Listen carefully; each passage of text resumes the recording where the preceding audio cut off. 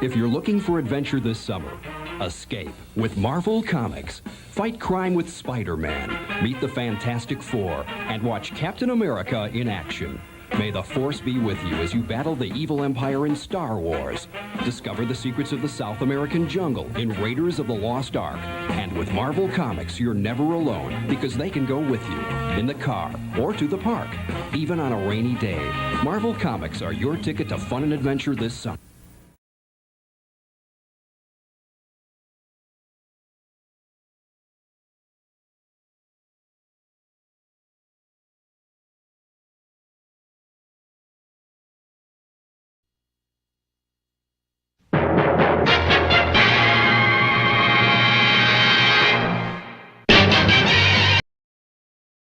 Tony Stark makes you feel he's a cool exec with a heart of steel. As Iron Man, all jets ablaze, he's fighting and smiting with repulsor rays. Amazing armor, There's Iron Man. a blazing bomber. There's Iron Man.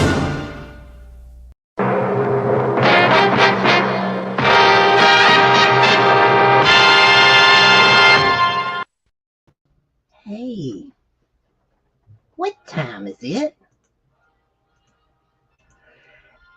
It's comic book Podblast time!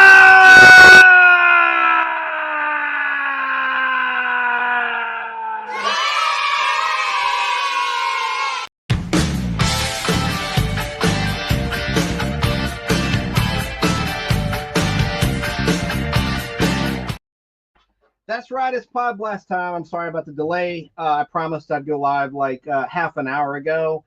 But we're here, and I'm happy that you're here too. I want to see who's watching live in the chat. This is another comic book show. I haven't done one of these in a while. This is another installment of Every Issue Ever Made, which is a feature of the Nostalgic Podblast, in which I show you each and every cover of a comic book title in my collection with 100 issues or less. And this time we're going to show you Iron Man issues 1 through 100. I'm super excited to bring this special to you. Now, as I said, this is the 6th installment of Every Issue Ever Made. Wait, let me do this right. Every Issue Ever Made! And I've only done Marvel Comics to start. I will do DC Comics and some other publishers as well, some independents, but I'm focusing on Marvel. In the first installment, some months ago, the first installment was of Marvel's Ghost Rider, as in the Johnny Blaze Ghost Rider title with the flaming skull. Then I did Every Issue Ever Made of Marvel Feature Volume 1. There's 12 issues of that book. And Marvel 2-in-1. There's 100 issues of that book. That's a comic book that features The Thing, one of the members of the Fantastic Four. Ben Grimm, otherwise known as The Thing, the pile of rocks superhero. Then in the third installment of Every Issue Ever Made, I covered The Defenders, Marvel's The Defenders, not to be confused with a 1960s legal TV black and white drama show. Then in the fourth installment of Every Issue Ever Made, I showed you Marvel Premiere Volume 1, every issue of that title, which introduced a lot of interesting characters. It was a springboard to see how those issues sold with new characters or characters that were established that were given a solo shot. And if they sold well, Marvel granted a lot of these characters their own series. And then the last time that I did with you an installment of Every Issue Ever Made, it was Luke Cage, Hero for Hire, which is really just about 17 issues, and then it became just Power Man. And then also I showed you every issue, all 15 issues of Iron Fist. So as I said, this time in the 6th installment, we're going to be showing you a more mainstream character, Iron Man, one of the Avengers. Tony Stark. He's an interesting character. He's an alcoholic. He has real human problems. Stan Lee created him. The first appearance of the character was not in Iron Man issue number 1 that I'm going to show you today. It was in, hang on a second, folks, Tales of Suspense issue 39. And I'm going to tell you the exact street date. I meant to have that prepared. Got it right here for you. I can't show you that book now. It's locked away. It's a very valuable book. But Tales of Suspense issue number 39. I can't do an every issue ever made of Tales of Suspense because I don't have a lot of the early issues. It was a monster title. Tales of Suspense was. It predated the Marvel superhero format of comic book publishing. Let's see here. And Tales of Suspense 39 hit the streets on December 10th, 1962, which introduced Iron Man. It had a cover date of March of 1963, but it was actually on the streets pre-holiday season 1962, a long time ago. And, of course, what I like is that the real villains in his first appearance were the Viet Cong. And a tripwire exploded, injuring Tony Stark's heart. And so the good guys that were also fighting Viet Cong transformed Tony Stark, who was a wealthy industrialist, into Iron Man with a shell armor that also keeps him alive. It pumps his heart, and it must constantly be recharged, or else he may die from that heart ailment, from shrapnel, from an explosion. An explosion injured Tony Stark's heart, and in the Asian conflict there. But let me tell you when Tales of Suspense issue 1 hit the street. It's right here. Just in case you want to know, I want to give you a complete history here in this interactive discussion about Iron Man issues 1 through 100. Okay, the first edition of Tales of Suspense goes back to September 2nd, 1958. And then flash forward to issue 39, December 10th, 1962, that introduced Iron Man. So what happened was Iron Man was given his own title with issue number 1. Tales of Suspense became a superhero title that also featured Iron Man and Captain America. And so issue number 100, what would have been issue number 100 of Tales of Suspense, became Captain America issue 100. So now we're going to get to my comic book collection and the artwork I want to show you all. And we're going to start with this really cool title. And it was a one-shot book. There was also a comic book titled Tales to Astonish, which featured, when it changed over to another solo book, the Incredible Hulk and the Submariner.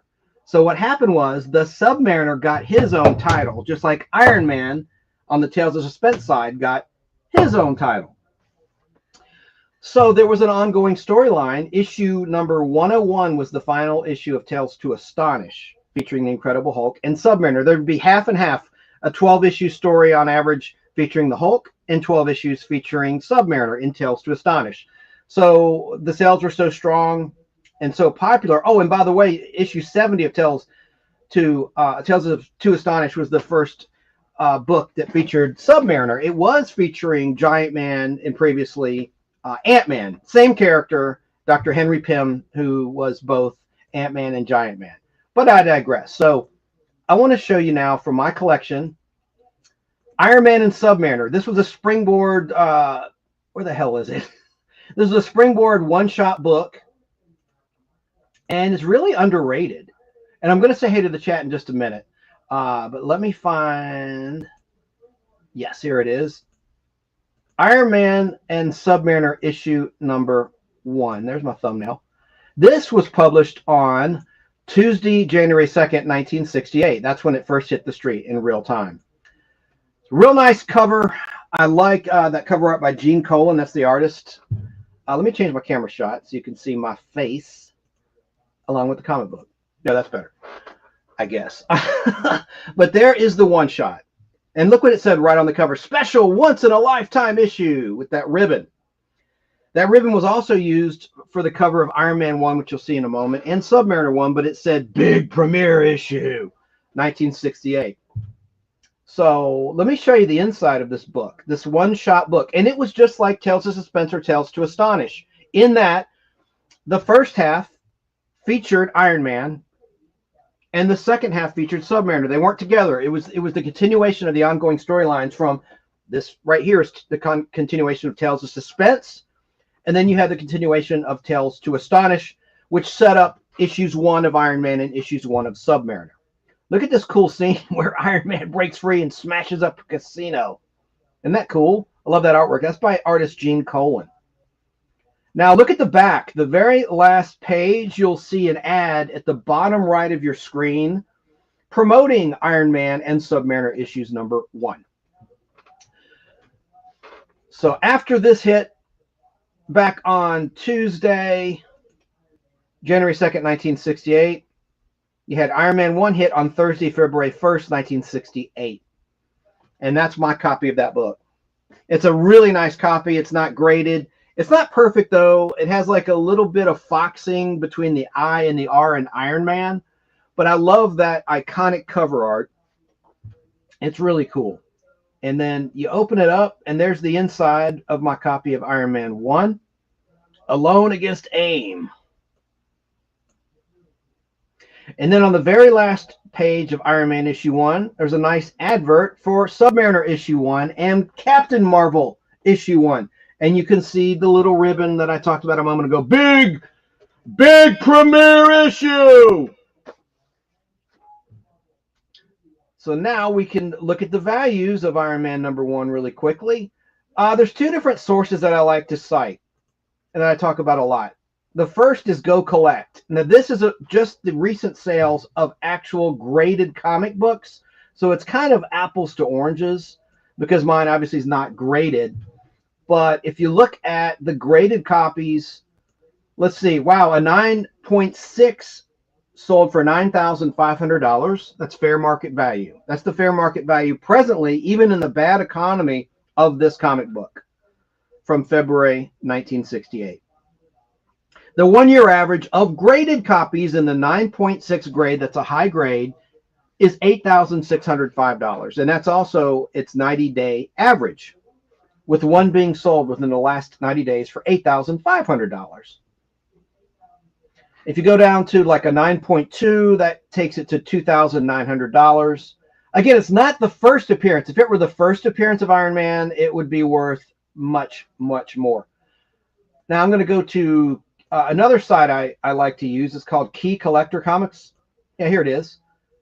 And it says a high-grade copy of Iron Man 1 is selling for $2,200. Ungraded. That's the raw, recent. I don't know how often they've calculated that price, but it's $2,200. So there's that. That's a really cool cover. Let's move on to issue number 2. And that is, let me just pull up the published date of Iron Man issue 2. Iron Man issue number 2 hit the street on February 29th, 1968. So you had 2 within the same month back in February 1968. And here is my copy of Iron Man issue number 2. Enter the Demolisher. It's not a bad copy. I should get these graded. I'll buy graded comic books, but I'll never mail my comics off to CGC or any other grading company to be graded and slabbed and hard plastic. I just like looking through the books, but I do recommend you get your books graded because they will protect books. If your comic book is from 1967 or older, it's really starting to deteriorate unless you've stored it properly, as I've done, in air conditioning and in comic book bags and boards. So here's my actual copy of Iron Man 1 and 2. I'll show you. I'll hold it up so that if there's any skeptics out there that say, oh, this guy's just getting these images from the web. No. There's Iron Man and Submariner 1 that I showed you. There's my copy. And here's Iron Man issue number 1 that I just showed you, my copy. Oh, shoot. It would help if I were in camera range, wouldn't it? There's Iron Man 1. There's Iron Man and Submariner, which tied up the loose ends of Tales to Astonish and Tales of Suspense. Tales to Astonish issue 101 concluded in this issue, and Tales of Suspense 99 on the Iron Man side concluded in this issue. On the Captain America side, it concluded in Captain America issue 100. They just retitled the Tales of Suspense book. And then there's issue number 2 that you see here. I took a photo of for my collection of Iron Man versus the Demolisher. So let's see what the values are of this book. The values of Iron Man issue number 2 from February 29th, 1968. According to Go Collect, let's look at the highest grade. I can't see, there's actually 2 9.9 grades of this book.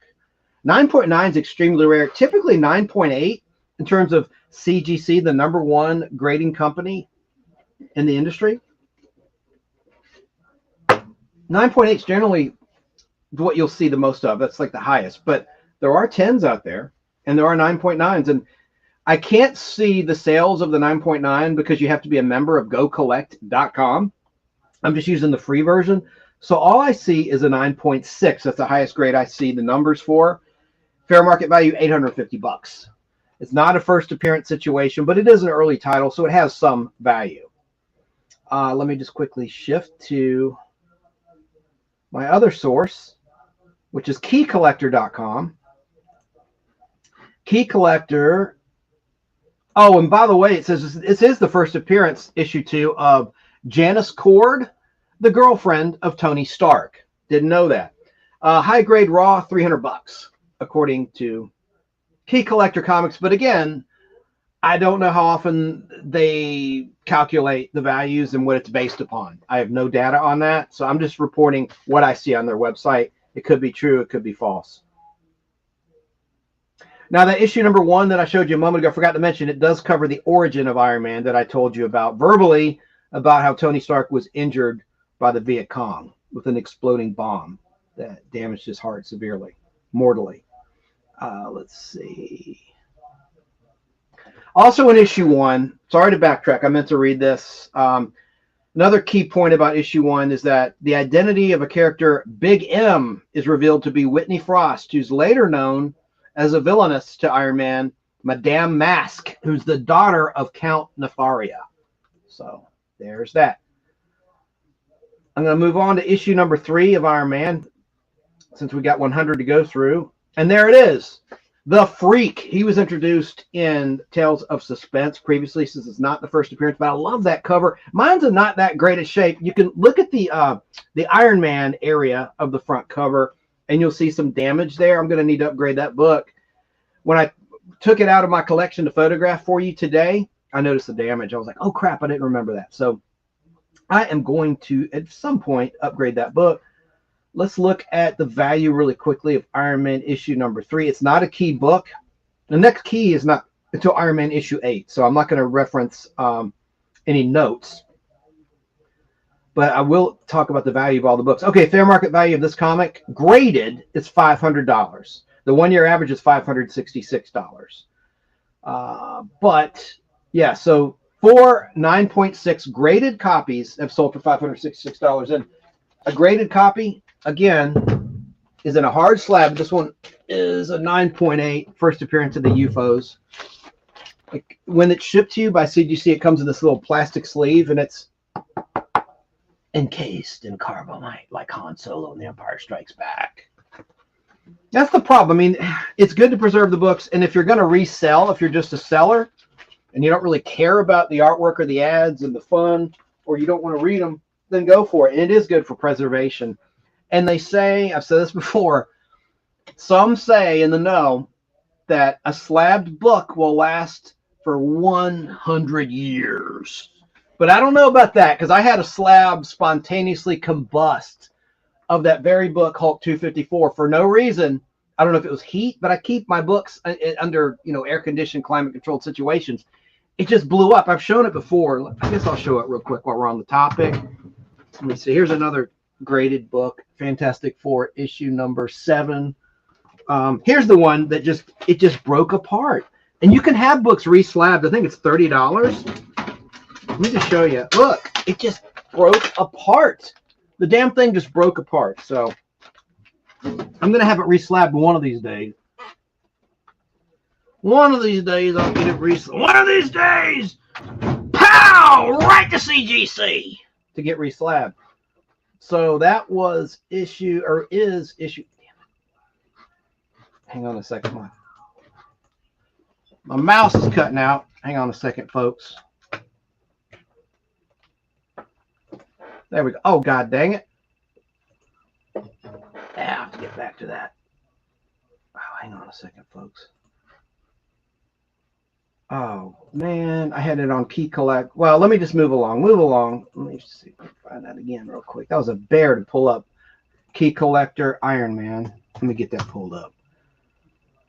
Key Collector. Luckily, this is not an audio Podblast, so I can be a little more lax.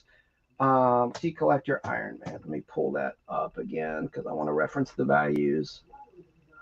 God dang it, not key collector, go collect. Let's see here. Go collect Iron Man.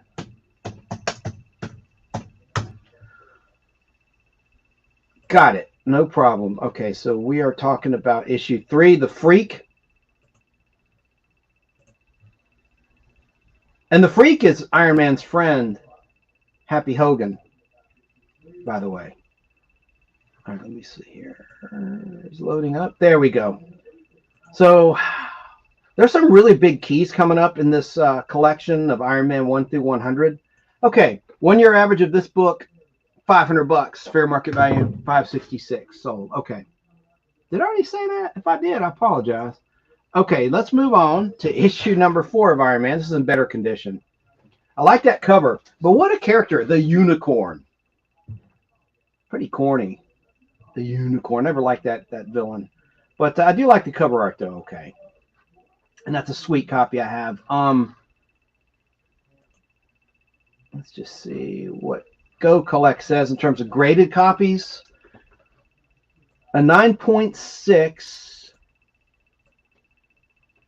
of this issue of Iron Man sold for $713. 3 sold within the last year, averaging $713. The fair market value is $725 for a graded 9.6. That's not even the top. That's almost the top. Let's just say a 9.8 is the top. But there's that. And it's not a key book. It's just an early book. It's a good one to have if you're a new collector. Let me just see.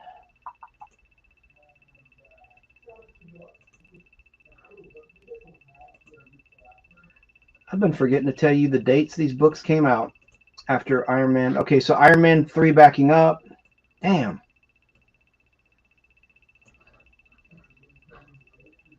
Let me see here.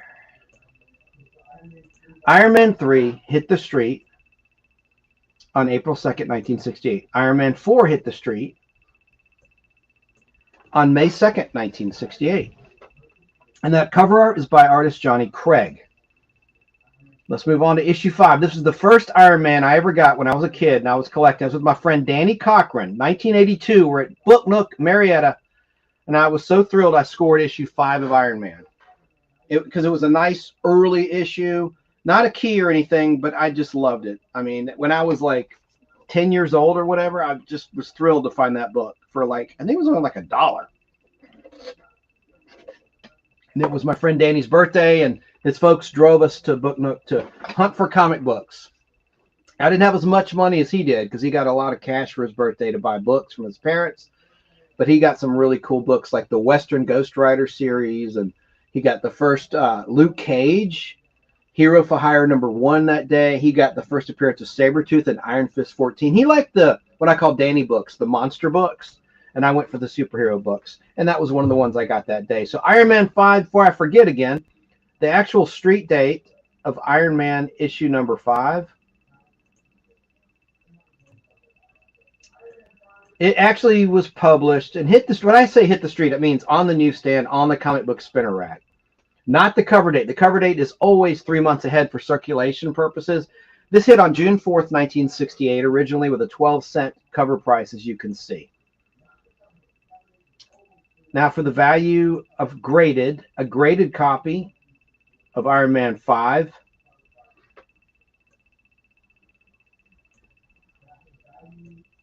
A 9.6, fair market value $600. And this looks like it could be a 9.6. I mean, front and back, you know, I inspected all of these books when I took the pictures for you. By the way, there's issue 4. I got to be careful with these. There's my issue 5. It's a beauty. It is a beauty. She's a beauty. 1 in a million. All right, so I guess we can move on to issue number 6, since I have 100 to get through. Before I do that, since I've gone through 5, let's finally say hey to the chat, which I promised to do. I'm really bad about. I'm not trying to neglect anybody. Let's see who's watching out there. And what I like to do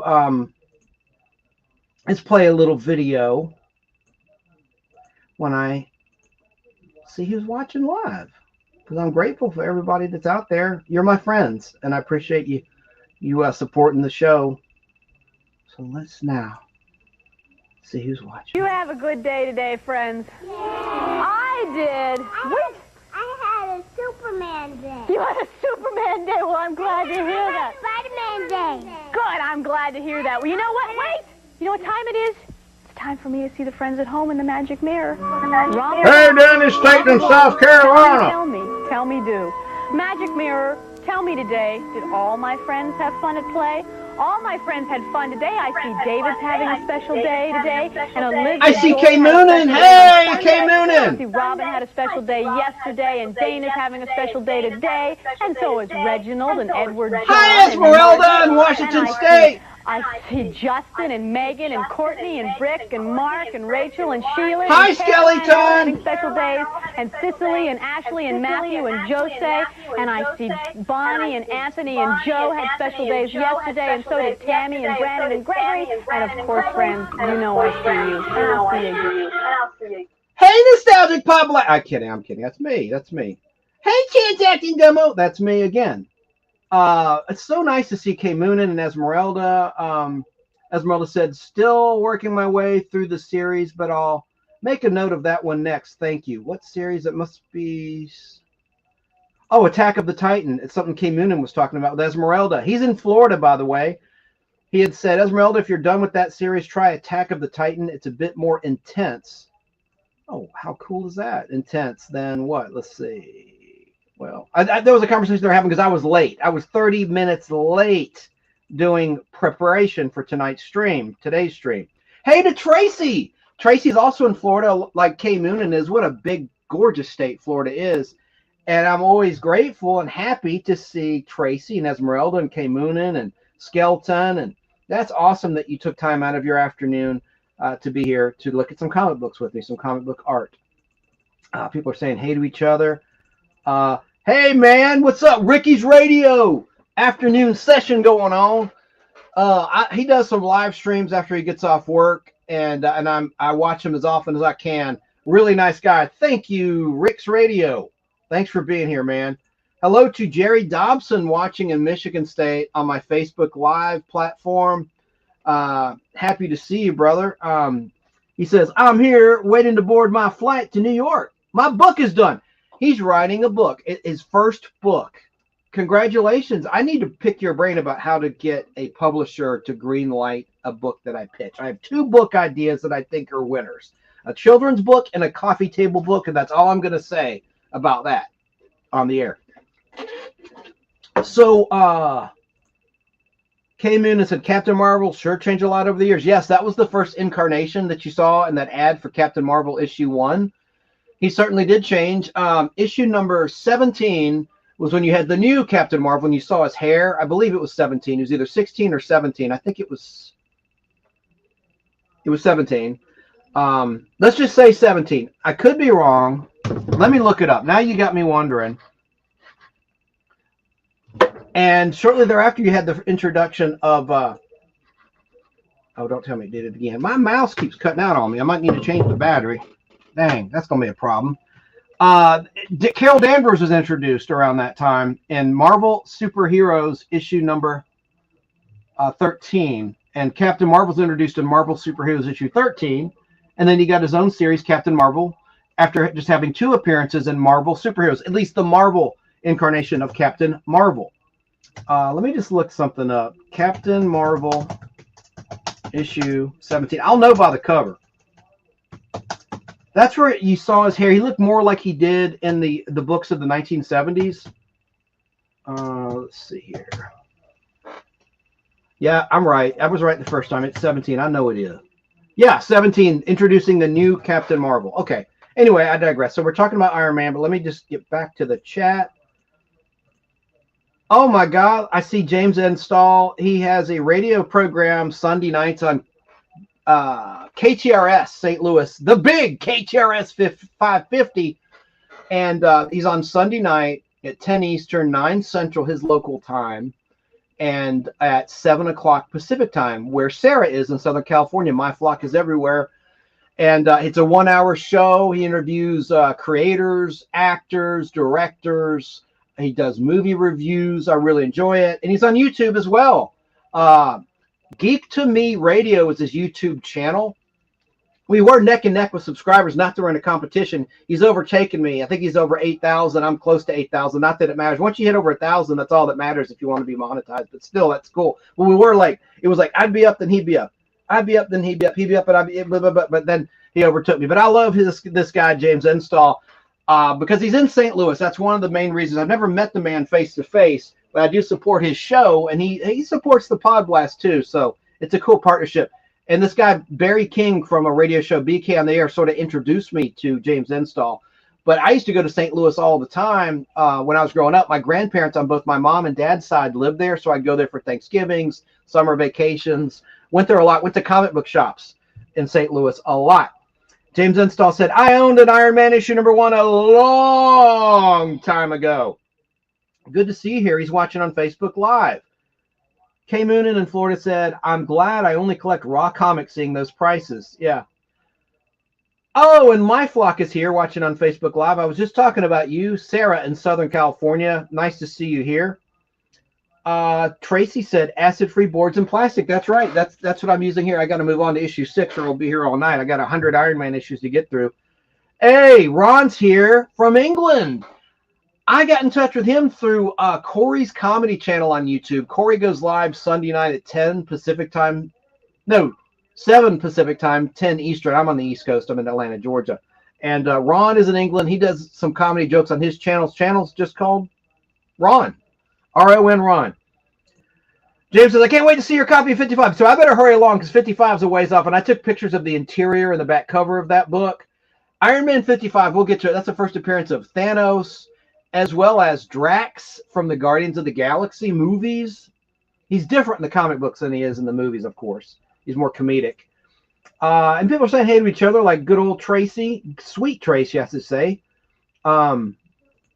She's not old at all. That's so it was, you know, I didn't mean it in a derogatory way. Certainly not. Anyway, it's just not appropriate to refer to a woman that way. All right, Kay Moonen said a 10 or a 9.9 CGC grade is extremely rare, whether vintage or modern. Exactly. Oh, I didn't put your comment on the screen. You're right. Absolutely. Tracy says Dave Sundstrom is on too. Oh, he's live right now as well. What's he talking about? Or is he in here in the chat? Did I miss his comment? Please clarify and I'll catch up. Hey, Sarah. My Flock is everywhere. One of my moderators, one of my power mods is here.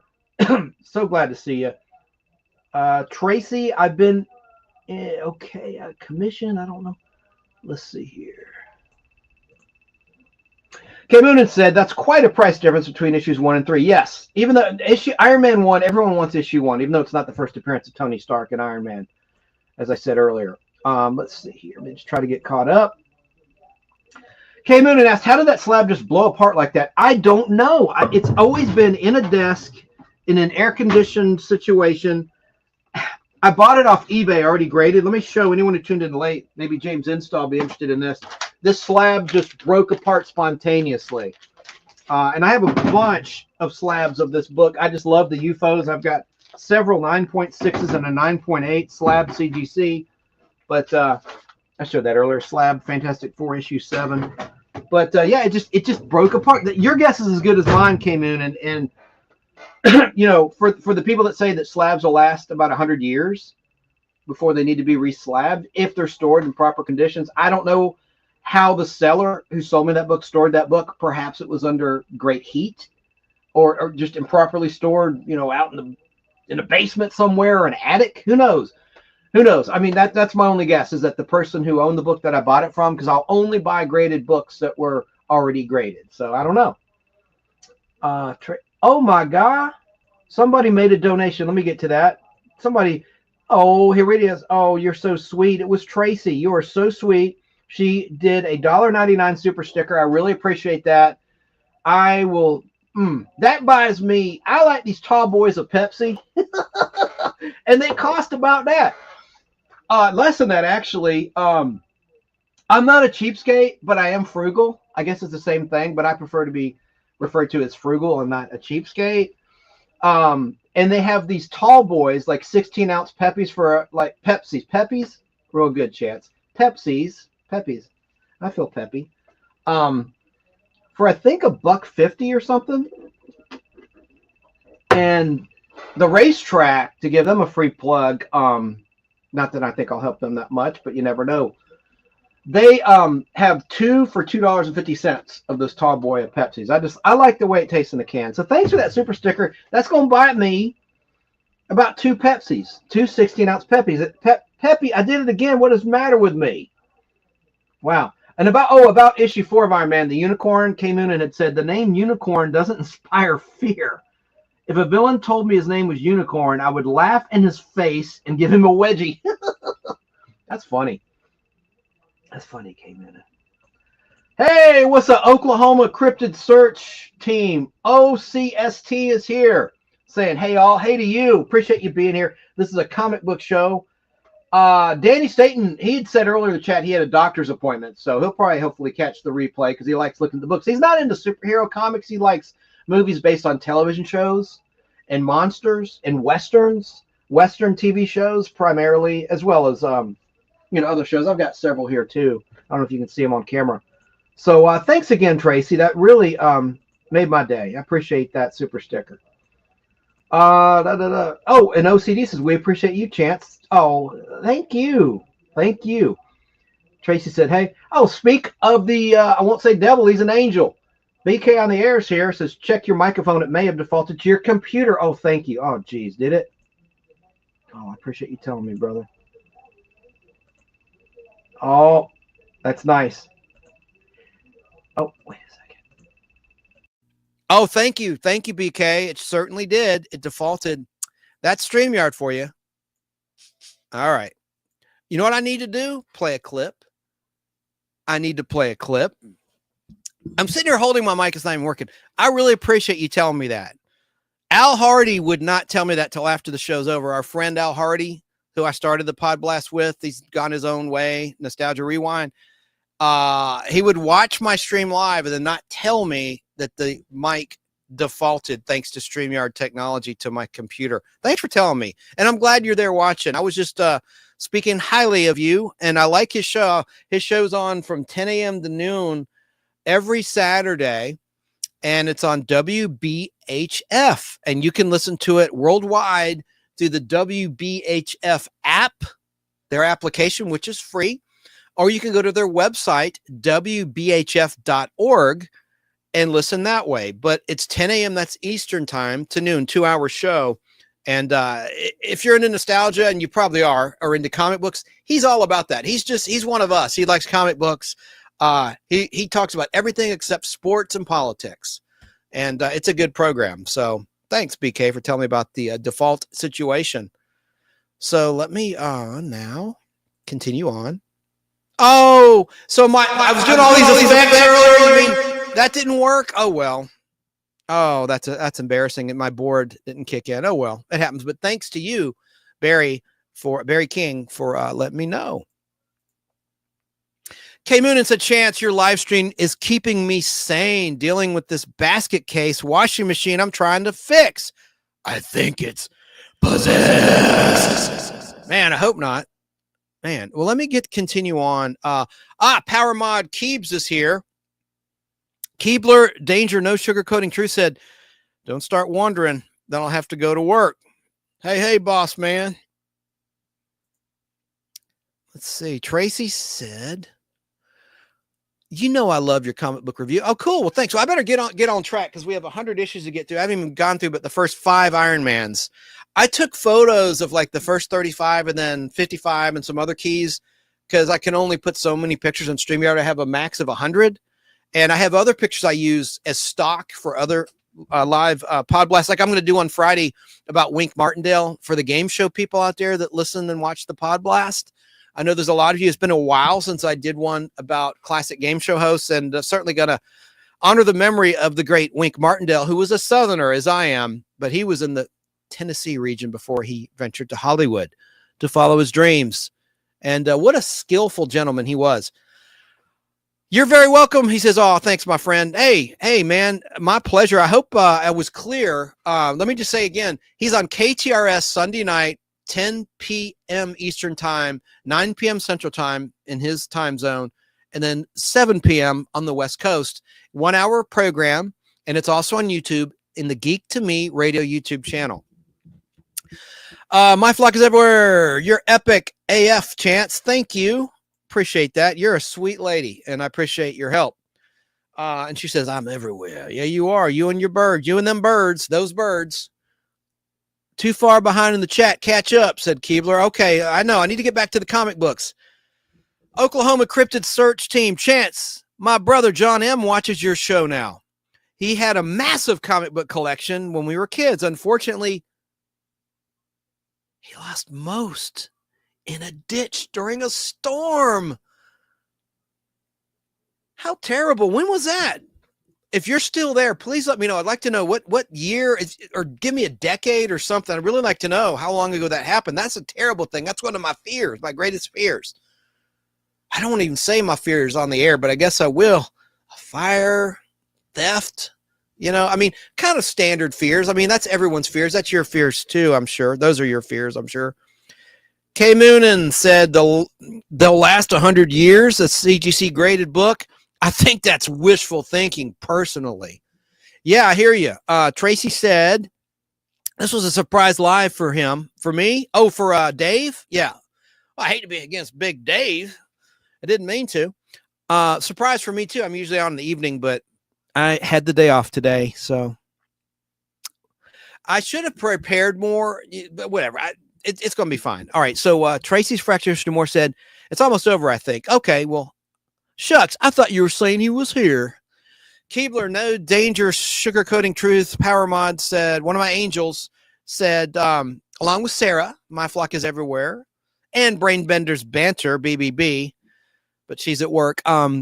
Said, Tracy, I'm sorry. I was in a mood over the weekend. I don't know what that's about. Does Pepsi make you peppy? Yes, it does. The caffeine. Absolutely.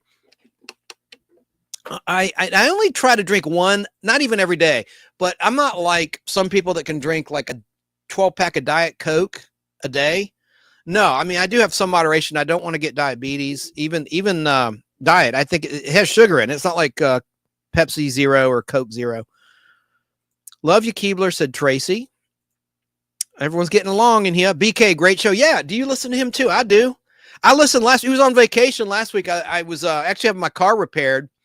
Headlight went out. Now I got a pair of them. How about that? I got this one that went out, had repaired June 30th. Then the same one went out again. So here was the new one, allegedly, that I had repaired. I'm digressing from comic books, but yeah, it was the headlight assembly had to be taken apart. And who cares? I'll save it for another time. But it's working now. Driving back from a convention that I was a guest at to interview some of the celebrities, which I did live. It was a lot of fun. Marta Kristen, who played Judy Robinson, the classic original Lost in Space, and then a great stunt woman I interviewed, Sandra Gimpel. I kept calling her Gimple. She corrected me on the air, and it didn't register at the time, but it's Gimpel. I kept calling her Gimple, like pimple. That's her. She still works in the business, and she was the original man-trap monster in Star Trek. The man-trap. She was the salt vampire, as it were, the M113 creature, and she was a fembot, and she just blows my mind. She signed this for me live. Richard Anderson signed this for me in 2006, and then she was the actual fembot in that photograph. That's her. She's a shorty like me, and she signed that live during my interview. Really nice lady, real sweetheart, and she broke new roads in terms of being one of the first female, if not the first female stunt coordinator on a major project. And she even predicted, she goes, you watch, there will be a stunt category in the Academy Awards, an Oscar for best stunt. And they just announced, it was in the Hollywood Reporter just 3 days after she made that bold statement. And she said, Ryan Gosling from the Fall Guy movie. Well, he's done other things like Barbie, but let's just keep it to stunts, right? She said he was instrumental in making that a reality. And then 3 days later, Hollywood Reporter reports that there will be a stunt category starting in 2027, I think it was. It is 2027. Let's go on here. Tracy. And hey to Joe Gutfeld watching in New York State on my Facebook Live platforms. Thank you. Good to see you, man. And happy Passover. K Moon said, oddly enough, there have been many collections that have been lost due to storms. A lot of stories out there. Yeah, those are horror stories, my friend. That's a nightmare. Yeah, rest in peace to Wink. Yeah, you know, on my other channel, Chance Acting Demo, I recorded in 2008 a bunch of tic-tac-does. They were running on GSN back then. They had a leasing situation from Sony. Sony owns the rights to tic-tac-doe, and 2008 was the last time that the Game Show Network, or GSN as it were, had the rights to tic-tac-doe. It's the last time it's aired, and I recorded all of them, as many as I could, including the Tom McKee episodes. Tom spelled T-H-O-M, Tom McKee. He was in the Navy at the time, and he broke the record for the most earnings, winning cash and prizes on a game show. And you know who broke that record many years later after 1980?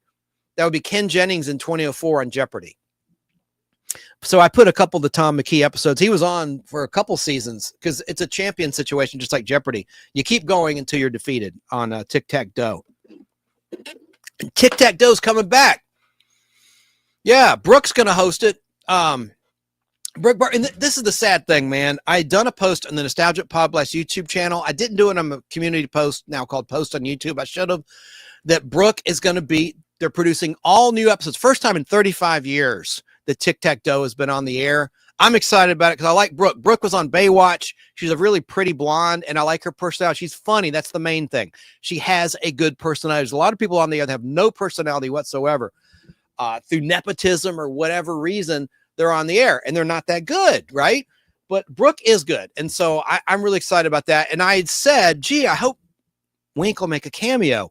And then hours later, it was announced that he passed away that very day. That's just bad timing and just so sad. So I liked Wink, Tennessean, and I liked Gambit, but I'm going to save it for Friday when I talk about Wink Martindale. Back to the 1980s. OCST, Oklahoma Cryptid Search Team, says back in the 1980s, he had a massive collection of Detective Comics from #1 to the latest issue in 1983. Plus Hulk and all the Spider-Man and X-Men. Oh, my Lord. Has he done a stream or documented any of this or talked about it in his own words anywhere, either in print or on the internet or audibly or visually? I would love to hear that sad story. Or maybe he'd be up for an interview. I'd like to interview him if he's up for it. Is he shy? Make a phone call. We could do an audio-only phone call interview situation. Doesn't have to be on camera. But I would love to hear about that. That's terrible. Awful. Let's help him get over that trauma if we can. Tracy's Fractured History More says, and I love BBB, Brain Benders Banter. Yeah, that's Chrissy Sharp in Northern California. Yeah, I go Saturday nights, most Saturday nights, with her on a crazy panel. And, we cut it up, which we do. Zach was filling in for last week in Colorado State. Unique Prepping is his YouTube channel. Joe Gutfeld says, my stomach hurts by eating too much matzo ball. Yeah, I like matzo ball soup. The best matzo ball soup I ever had was in Los Angeles, California at a diner. It was awesome. Kay Moonen said, now that I look closer, I can see the PB magazine up next to the Star Trek and the Superman. Playboy. Yeah, that's reason is that's a pop culture significant episode. It's pop culturally significant because that's Patty McGuire. When Jimmy Carter passed away, that's the only reason I pulled it out. I don't have that many Playboys. I just have some key issues. I have the James Bond issues, things that relate to pop culture.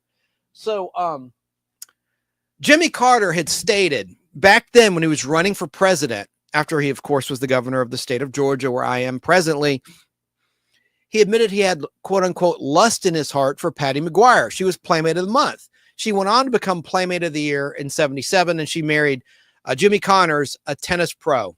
I'm sure you know of him. So they were married. But Bill Clinton took it to another level in terms of lusting after someone when you're married. Bill Clinton said, hold my beer. I just don't have lust in my heart. I got lust in my loins. Come over here, Monica. I want to show you something. I'm just kidding. I'm sorry. Family show. Oh, Danny's here. Is your doctor? I hope you went to the doctor and didn't skip it on my stupid account. But Danny Staten says, greetings from South Carolina. You should trademark that, bro. Put it on a t-shirt. Tracy's Fractured History more. That interview with her, Chance. Yeah, it was fun. Those, and I'm going to do more. I was supposed to, well, we'll talk about it. We'll talk on my Friday show. I may do some film stuff for another convention in August. I'm excited about, but getting kind of weird with that. We'll talk. Someone's just a little too picky. All right. So let's see. Tracy's Fractured History and more. It was awesome. Thanks. The interview. Yeah, she was a real treat. And I recorded her panel from Saturday on my phone and Marta Kristen's from Saturday. I didn't record the panel from Sunday with Marta. I just sat there and watched. I didn't want to have just, camera in her face. I want to be in the moment, but I'm trying to get the video off my phone and into YouTube and onto YouTube. Cause there were things said that were different. It was a 47-minute panel each one. And I recorded all of it. And so I just need to extract it from my phone and share it with you fine folks. In fact, I screened a bunch of films at that convention, Stellar Fest, the first annual Stellar Fest convention in Duluth, Georgia at the Sonesta Hotel. It was a big hit. They got way more attendance than they anticipated. Chris and his wife, Angela, they just knocked it out of the park. All the panels were awesome. All the guests were awesome. So I volunteered to show films. Chris invited me to be media and interview whoever I wanted. And I did. I interviewed two of the guests. I didn't get a chance to interview someone else I want to interview who was there. I won't mention names, but I didn't get it. I just didn't have an opportunity to. And I want to include this guy, Ron Nastrom, who was with Marta Kristen. I invited him back. I said, you got to come back with me. For one thing, no, I won't say that. I could be alone with Marta Kristen. I didn't feel right being alone with her. I don't know why. Don't you trust yourself? That's like Dr. McCoy line to Captain Kirk or something. Of course I wouldn't do anything. But I said, I like Ron Nastrom. He's a convention organizer. He organized Dixie Trek. Anyone that knows Dixie Trek in the Southeast, it was a big convention in the late 90s. I think in the 80s too, up until the mid 90s or so. And then Dragon Con kind of took over the convention circuit in Atlanta, Georgia, in our area. But Ron put on some really good shows. If not for him, I never would have met Christopher Reeve when he was up and going. I just never would have happened. And he helped out this guy, Jim Bowers. If not for Ron Nastrom, Jim Bowers would have never met Richard Donner. He got him really connected. He was a real nice guy. So I said, Ron, you got to be, he goes, I don't want to be on camera. I said, just be in the room. And so I was sneaky. I made sure he was in the shot early on in the interview with Marta Kristen. One thing about my interview with Marta Kristen I regret is I was focused on the chat and she goes, hi Chance, how are you? And I don't respond in the beginning. I'm just no response. She just said better now, and I was going to tell a joke and I'm glad I didn't. My filter kicked in for a change. Her name's Marta Kristen. In the Atlanta, Georgia area, there's a mass transit system called MARTA, right? And I was going to make a joke like, Marta, I don't know if you know this, but there's a mass transit system, bus and railway called MARTA, like your first name. She'll probably say, oh, yeah, I'm aware of that. And I'll say, but of course, you're the MARTA everybody wanted to ride. But that's not appropriate. We're a family show. I'm glad I didn't say that. I bet she would have laughed because she was really laid back, but I'm glad I didn't say that. I wanted to. So, let's get on here. Joe Gutfeld says, I don't eat matzo balls. Yeah, you're celebrating Passover too, aren't you? Yeah, I know you are. Because I've seen your posts, so I know. I'm not going to play dumb. And no, Tracy is too. So happy Passover to y'all. Tracy's a Chance. I love your impressions. They're funny as hell. Thanks. I thought it was kind of a bad Bill Clinton, but hold my beer. All right, let's see here. And drop your drawers. All right, let's get serious. We got to get back to the comic books. That's what was advertised and promised. I think we're finally caught up on the chat. Yeah, okay. And thanks again, Tracy, for that super sticker. That was really cool of you. Okay, let me get back to the comic books. Iron Man. We're talking about Iron Man issues 1 through 100. We left off with issue number 5. We put it back on the screen. I already told you it was released on June 4th, 1968. It was the first Iron Man issue I ever got. Did I talk about the values? Let me see. I did. Fair market value $600. Graded 9.6. Let me be clear. Got to be clear on that. I always give you the most factual information I possibly can here on the Podblast. Let's move on. So I'm not going to pull up. issue 6 of Iron Man out of 100. There's 5 where we left off. Here's issue 6 from my collection. Vengeance Cries the Crusher. Not a key. He was introduced in a previous issue of Tales of Suspense. Here's my copy that you see there. I photographed it for you guys and gals. It was originally released to the public on... God, I'm glad Barry told me my mic was not working or that the StreamYard defaulted. Jeez. All right, so Iron Man 6 first hit the scene on July 2nd, 1968. Let's look at the value. I'm going to try to hurry this along now because the next key, quote-unquote key of Iron Man isn't until issue 8, and that's issue 6. So we go here to Iron Man 6, a graded copy of Iron Man 6, according to the data collected by Go Collect. Real data, real sales of graded 9.6. That's all I can see. The highest grade I can see. I can't see 9.8. Fair market value is $600 for this book as well, with a 1-year average of $592 with 5's 9.6 graded copies sold within the last year. Let's move on to issue 7. Got a really cool cover coming up. You're really going to like it. I think you'll like it. I can't tell you what you like, what you won't like, but I think you'd like it. I like it. I assume if you like it, if I like it, you'd like it. Look at that. There's the Gladiator. I love this villain. He's primarily a villain of Daredevil. In fact, he was introduced in, it's in this box. Shucks. Let me grab it real quick. In Daredevil issue number 18, and I have a copy here. I've got several copies of that book, ungraded raw, but he's really a cool character. He has already been introduced in live action, but he's a psychopath. There's his first appearance in Daredevil, which is on, of course, Disney Plus. Really good show. The conclusion just dropped as we're live. So all the episodes of Daredevil, the Marvel version, not to be confused with the Netflix version, are out now, released to the public. But there's the first appearance of Gladiator from Daredevil issue 18, The Man Without Fear. He's just a cool villain with those whizzing blades as weapons. So, hang on, I got to put it back. Oh, jeez. I got to put it back where it belongs. I want you back where you belong. Remember that song? By the way, here's a cool Daredevil book I got from a collection. It's a British, there's issue 19. Look at the British price. Where is it? Yeah, under the 19. I don't know if you can see it. Yeah. It says, like, look at that, 10D. Not quite a pound. Dutch mark or something. Okay, let me put this back. Give me a second, please. These are collectibles. I got to make sure I don't damage something. I've done that before when I'm hurrying because I'm alive and I get nervous. I'm like, I don't want dead air. And then I F something up. I don't want to do that right now. There's her book again. Sandra Gempel, not Gempel. Okay. Iron Man 7. I love that cover. And that's a really nice copy of my collection. I'll hold it up for the camera.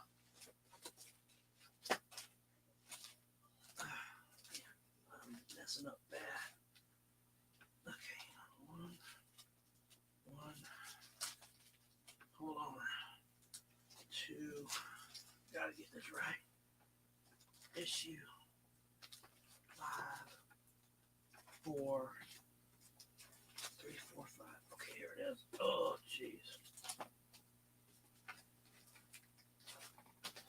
Sorry about that. Not that anyone's doubting me. I just want to prove these are my books that you're seeing that I took a close-up picture of. There it is. Cry Gladiator. So, I'm just going to take some books out of this box, one of my Iron Man boxes, because they're like packed tight with bags and backing boards, and you can damage a comic book that's not graded and cause a crease by having the book, the box rather packed too tightly, and then you're rummaging through it and it gets messed up. So there's Iron Man issue number 7 out of 100 in volume 1 of of Iron Man. I'm only going to do the first 100 today. That's just too much otherwise to cover. Let's look at the values of this in terms of graded copies according to Go Collect.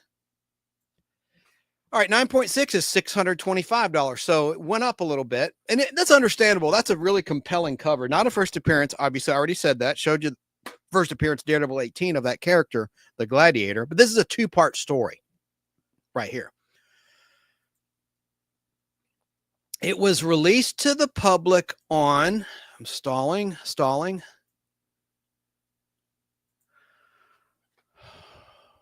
This is a great source I use. I'll just tell you, I don't like to reveal all my sources. I use Marvel Fandom. That's where I get the actual street date of the books. Thank goodness to them.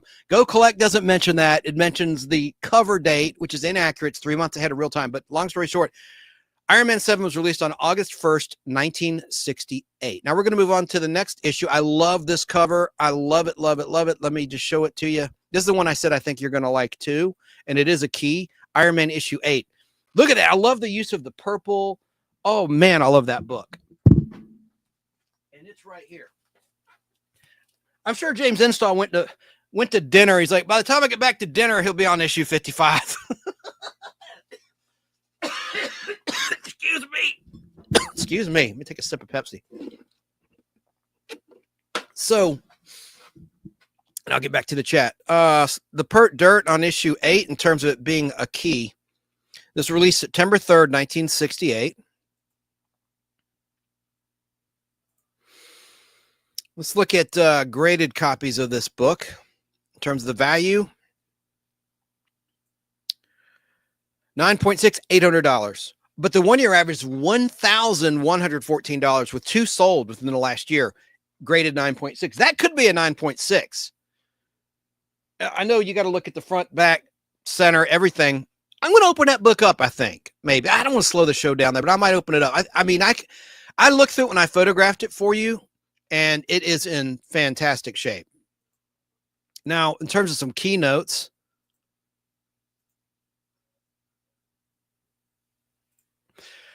this is the origin of Whitney Frost, later known as, talked about it earlier, Madame Mask, who's a masked character like Iron Man, the daughter of Count Nefaria. So it's an origin story. There you are. Let's move along. This is another key. The next one, it's Iron Man versus the Hulk, but it's not the Hulk. It's an android Hulk. Let me show you the cover. And this was released on October 3rd, 1968. October 3rd, 1968. There's my copy of Iron Man 9. But it's an android Hulk. They reprinted this cover in a later issue. I think I'll show it to you. I think it's within the first 100. There's my copy to prove this is the same book you're looking at. No sleight of hand going on. Aren't these covers cool? I think they're cool. Let me just look up the values and move on to issue 10. I got to hurry this along here. Okay, so a graded 9.6 Iron Man issue 9. People just love that cover. Some collectors buy based on the cover. The story might be poop, but a good cover will sell a book and keep it valuable. Oh, wow. It's only $500. Wow. I assumed it'd be higher than that. Well, we're going by the way the economy has been the last year, which is like, but at 9.6, only $384. Only one was sold at 9.6. Wow. All right, that's disappointing. I guess people figured out that's not the real Hulk. It's an android. Issue 10 of Iron Man's right there. 12-cent cover price. There's my copy. Let's see here. This was released to the public originally on November 5th, 1968. So we're still in the 1960s. We're still in the silver age of comic books at this point.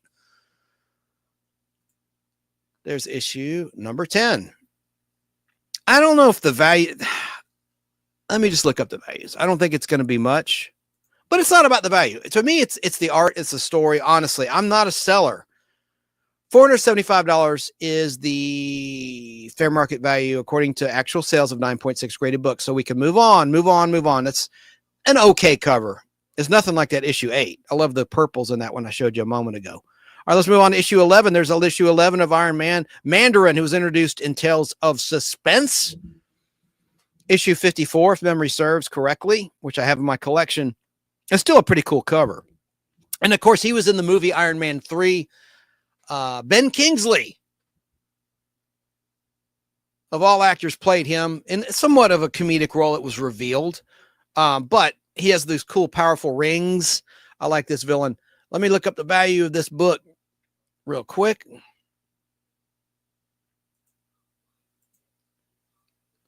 And let you know when that was released. We got a couple keys coming up here. Let me just try to hurry along, get to issue 55 while James has his dinner. All right, fair market value of a 9.6 is $425 for Iron Man issue number 11. And it hit the streets on December 5th, 1968. So we're entering 1969 in our timeline. There's my issue. All right. Move on to Iron Man issue number 12. And this book hit on January 2nd, 1969. And this is a cool first appearance and a cool cover, too. This character was seen in the Marvel movies, The Collector. We saw him in the Guardians of the Galaxy movies, Avengers and things. He's been in the live action MCU. I like this character a lot. That's a nice copy I have. And here it is. So right after the new year, 1969, you could buy this book for 12 cents. And the price is about to go up, by the way, of these issues from 12 cents to 15 cents in just a little bit. But I love that cover. Look at the value right fast, quick, if we can. After issue 15, I'll hit the chat and get caught up on the chat. Sorry, chat. Okay, January 2nd, 1969, and the value is of a 9.6 slabbed and graded and $400. Wow. Ooh, those are actual sales, so numbers don't lie. 1 year average is only $395 with one sold. That book was hot when he hit the movie screen. It's cooled off since. I mean, I think that was close to $1,000 book. So wow. Like everything else, values of homes, everything. Whew, hopefully we'll rebound. Stock market. Hope we rebound. All right. So that's actual sales. And there were 17 sales of a 9.6, average of $400 graded. And so my raw copy, not worth nearly as much as that, but I love it. Again, it's not about the value. Let's move on to issue 13. I like that cover there. Issue 13 was released on February 4th, 1969 in real time. And it's right here. I love the red in this cover. Cry Carnage!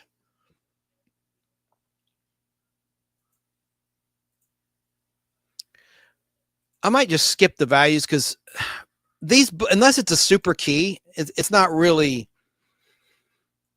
that interesting. I mean, this is a $525 book in terms of actual sales of a 9.6. All right, so let's move along. Got a lot to cover. Let me look at my key collector section really quick. Okay.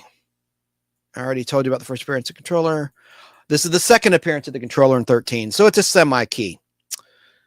All right, issue 14. This is a key, and this is a cool character. It was the first appearance and the death of this character.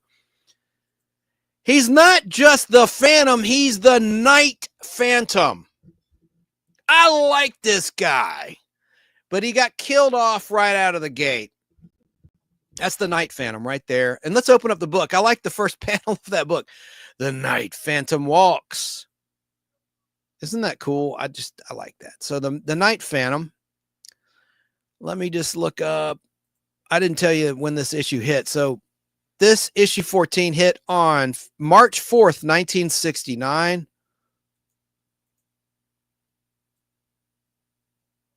There you go.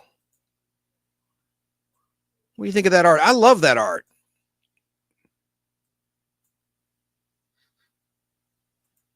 Let me look up the values of this. Since it is a first appearance, I got it right here. The Night Phantom.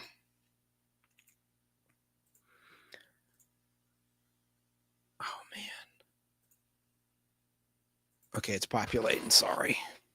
It's impossible to have this prepared ahead of time, just getting these values. Only $180. It all adds up, though, but I'm not going to sell these books if I can help it. I'm going to leave them to my niece and nephew.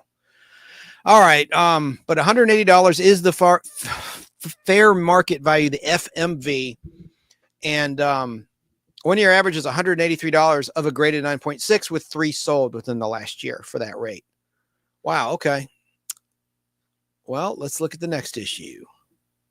I like this cover art too.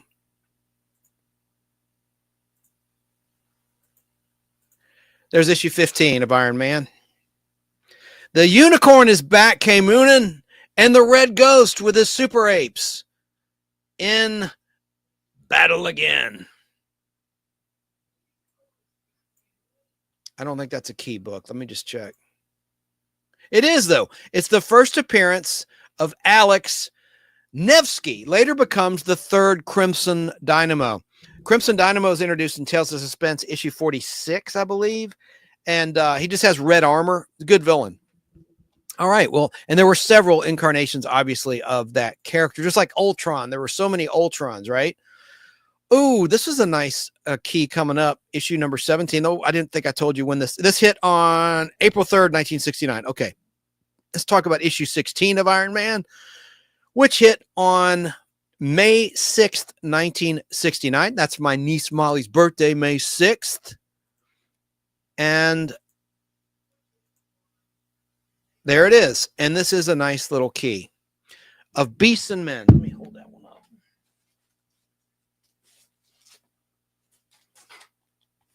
There's the Night Phantom. I showed you that. There's 15. And here's this one, 16. Oh, I was off camera there.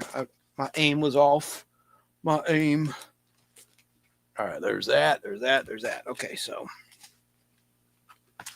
let me tell you about this book right fast, quick. So issue 16. Oh, I was going to stop and look at the chat. So let me just finish with 16 and then I'll do the chat break. Oh, this ain't it. 17 is the one that's the big key. Forgive me. God, but it's still, I was right on the release date. May 6th, 1969. Let's just go to 17 and then we'll do the chat. The next one is a relatively pretty good key from June 3rd, 1969. It's a pretty cool cover too. There it is. The beginning of the end.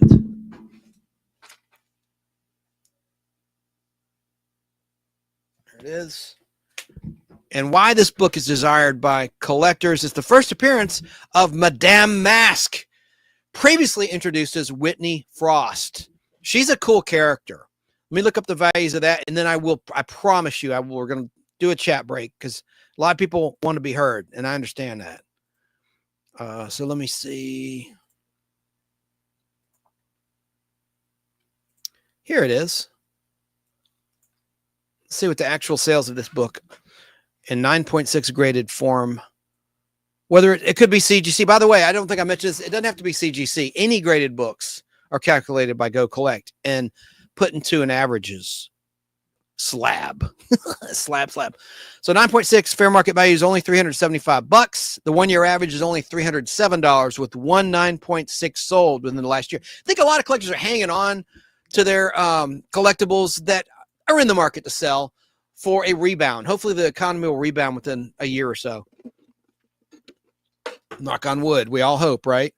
So, yeah, this was from June 3rd, 1969. Now let's take that chat break and see who's still out there live and see what you have to say.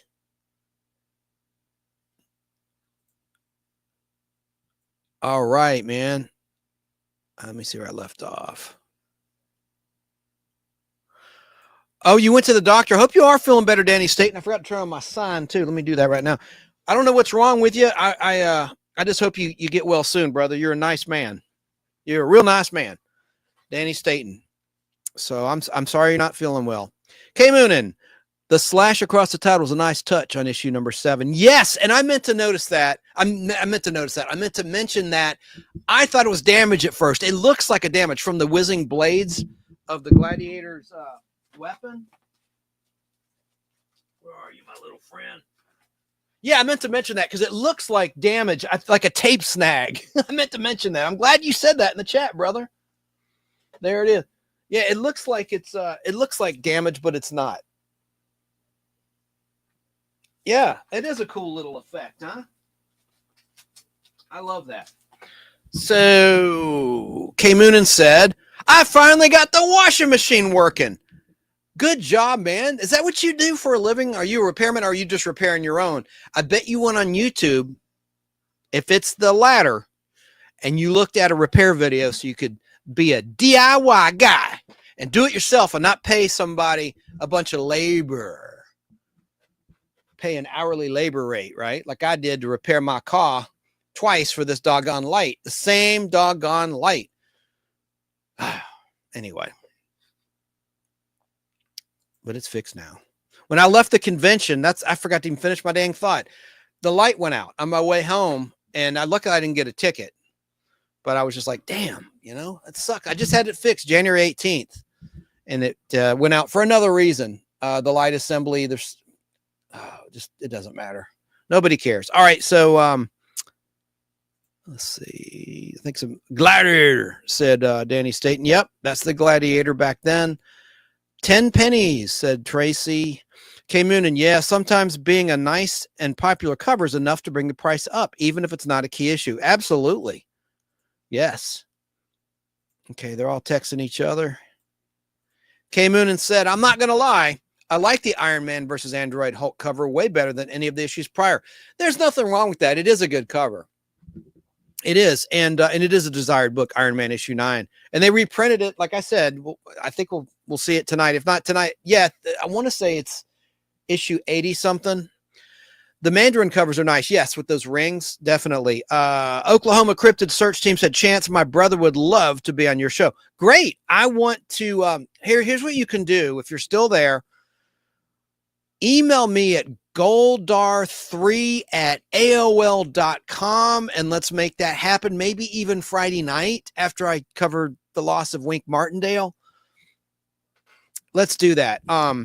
But let me spell it for you. That's G, and that's for any correspondence via email. GOLDAR number 3, not THREE, number 3, and not number 3, goldar3@aol.com. I think you get what I'm saying. GOALDAR number 3@aol.com. That's goldar3@aol.com. There's a voiceover guy who's not very good. He does a lot of television commercials that I see on Buzzer and that still streams on Pluto TV. If you don't have access to the Buzzer network and you have Pluto TV, you can stream classic game shows 24 hours a day through Pluto TV. And he usually does the light bulb ads. I can't talk tonight. Abs. I wish I had abs. I have a bunch of fat instead of muscle in my abs. Anyway, and I can't stand the guy's voice. He's not very good, but yet he's probably making the big bucks, voicing over these commercials. And he goes like, that's, let me think of something. That's bellandhowellowl.com. He goes, .com. bellandhowelllightbuster.com. It just irritates the heck out of me. All right. But I probably irritate a lot of people too. I know I do. Well, please. Yeah. I'd love to interview your brother. I want to talk about that tragic event and help him get over that trauma if I can. Sometimes it helps to talk about it, right? It helps to talk about these things. K Moonin said, the fact 17 copies at 9.6 sold in a year tells me there are many on the census. Yeah, I agree. Of Iron Man issue 9. Danny Staten said they should have called him the 5-minute Phantom. That's about how long he lasted. Yeah, the Night Phantom.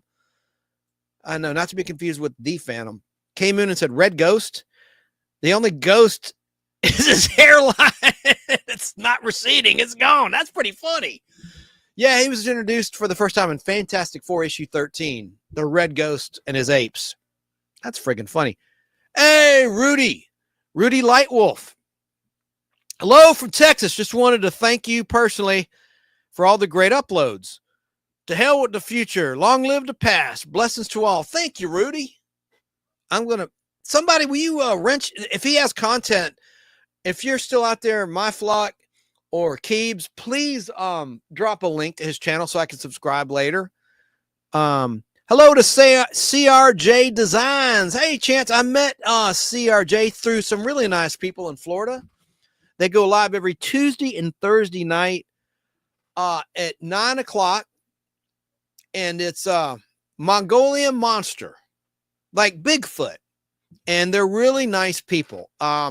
It's a man and a woman. They're not married. I don't think they're romantically involved. They're just friends, but they live together. And none of my business if they are or not romantically involved. Doesn't matter. But they're nice people. And they go live just shooting the breeze, talking about UFOs, talking about all sorts of sightings, the unexplained. And they drop the link and let anybody come on. It's like an open panel. And again, that's 9 to 11 Eastern time, 6 o'clock. It starts at 6 o'clock Pacific time on their YouTube channel, Mongolian Monster. Check them out. Great cover, said Tracy. K. Moonen said, wow, a Madam Mask first appearance goes for under $350. I know. For now, I think she's going to be a thing down the line. I think she's going to show up after the Secret Wars are over and the Avengers movies. But I don't know. I mean, she should be. I would think she would be a thing.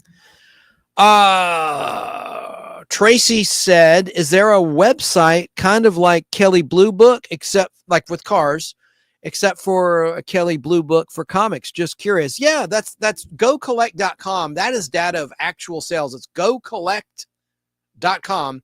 And there's also Key Collector Comics, which is less scientific. Those are pretty much values of raw books, but I don't know how that data is collected. I do know how gocollect.com collects their data. I would say that Go Collect is the Kelly Blue Book equivalent in the car world, in the comic book sphere. Danny Staten said, wow, AOL still exists. Yep. And note my name, Goldar. I've been a Space Giants fan since I first saw the show when I was 5 years old, and I will die a fan of Goldar. So Goldar 3. And I had another one, Rodak 911. Before the sad events of 9/11/2021, mind you, in the 90s, I created another AOL handle. I never told us. Rodak 911, because when Miko blew his whistle on the Space Giants, I know a lot of people don't know what the hell I'm talking about. He would blow the supersonic whistle 3 times to summon Goldar. I can't talk today. 1 time for Gam, twice for Silvar. It was a family of robot rockets. They were the first Transformers. And it was like calling 911. And so I had an AOL email address, Rodak. It's like meaning, it's Rodak 911, blow the whistle. Rodak 911. All right. And that was before 9/11. All right. K. Moonen said, I was working on my washing machine. I also have 6-pack abs. Legit. Okay. And you're, what, 36 years old? That's pretty good. You're maintaining. That's awesome, dude. So you're not a repairman. I got you. Yeah. You're following up with my question from before. Yeah. So that's cool. And I guess my logic was right. You know, you're DIY guy. You went to YouTube like I will do and figured out how to fix it. That's great. That's really cool. All right. K. Moonen said, I thought AOL went extinct long ago. No, it's still around, man. I use it. It's not my, well, just forget. I've got different emails for different things. Rudy Lightwolf gave a wolf whistle, I guess you'd say, to somebody in the chat. Danny Staten, Moog's channel. Oh, good. He linked it. Thank you. Moog's, that's the channel. And I think Danny Staten, you're the one that introduced me to them. Yeah, I'm pretty sure that's correct. All right, let's get on with the comic books or we'll be here all night. How long have we gone? An hour and a half. Jeez Louise. K. Moonen said, it might be time to buy some Madame Mask issues now while they're cheap. Absolutely. Okay, let's move along here. Yeah, there it is. First appearance of Madame Mask. I'm going to open it up. Let's look at what she looks like. I like the way the character looks. You don't see her on the cover. There's some cool covers of her later on beyond issue 100 we won't get to tonight. Just open this up. And she's got a cool gun. Oh, this is such a nice book. Let me switch the camera shot so that you can see the book better. Look at this. Ooh, should I be wearing I mean, it's got gloss. It's like new. It's flat, smooth to the touch, like a baby's ass, baby's bottom. It's great. And let's open it up. I mean, smells good. Looks good. It is good. Let me look. Okay, because she had longer hair later. Oh. Beginning of the end, it said. Okay. There she is. She's really freaky looking. Kind of hard to see with the shadows and the light. Let me get a better shot. Look at her weird eyes. She looks like a fembot.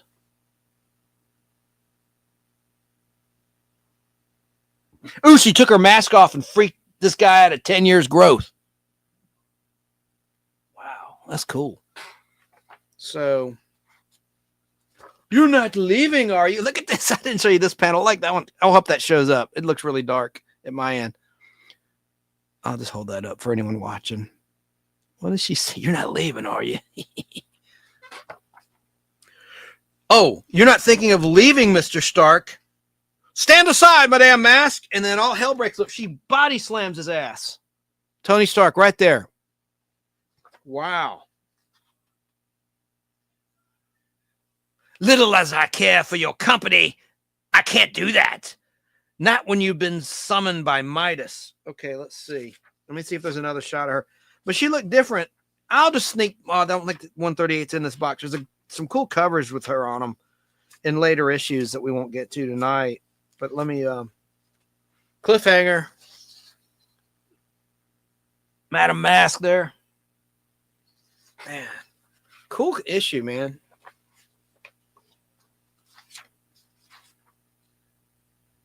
I liked also the letters page. Look what it said. It was titled Socket to Shellhead. I like that. Kind of neat. And then it would have a nice little tease at the bottom. Next issue, Even Heroes Die. I mean, just a sweet copy. All right, so we got to get on to Iron Man issue number 18.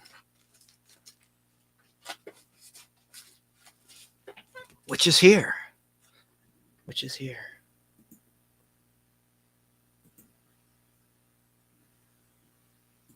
So this issue 18 first hit the street on, as I stall desperately, on July 1st, 1969, just shy of the 4th of July holiday. Let me see if it's a key. Ooh, the next cover is a cool monster cover. Danny Staten, you're going to dig this next one. But we're talking about 18. Let me just be quick and share with you that, let's see. Actual sales of this book graded 9.6. 375 average over the last year. That's all I got to say about that. Let me see if it's a key. I don't think it is. It is. Second appearance of Whitney Frost as Madam Mask. Okay. The next issue is number 19, and it's got a really wicked cover. Look at that with the monster. What Price Life? Pretty cool cover. Oh, I didn't mention. It's jumped to 15 cents. I forgot to note that. I'm effing up bad. So between issue 12, the last issue 15 was the last 12-cent issue. Issue 16 was the first 15-cent issue. I'm sure Kay Moonen and others noticed that. I meant to note that. See, I didn't have time to write out a script, so I'm just winging it, and I'm failing. So, all right, so 19, that's what we're talking about, and it first hit the scene on July 30th, 1969. So 2 issues were released in the month of July back in 1969. Issues 18 and issues 19. In terms of the value, 9.6, $475 is the fair market value. But its 1-year average is $494 with one sold, a 9.6 graded copy of Iron Man issue number 19.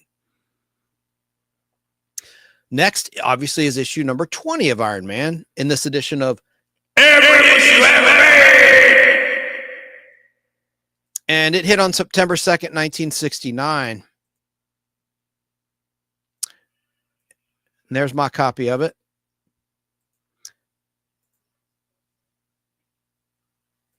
Let me see what the deal is with this one. $350 is the fair market value. Okay, we can move along quickly. It's not a key. The next one is a key. The next issue is Iron Man issue number 21.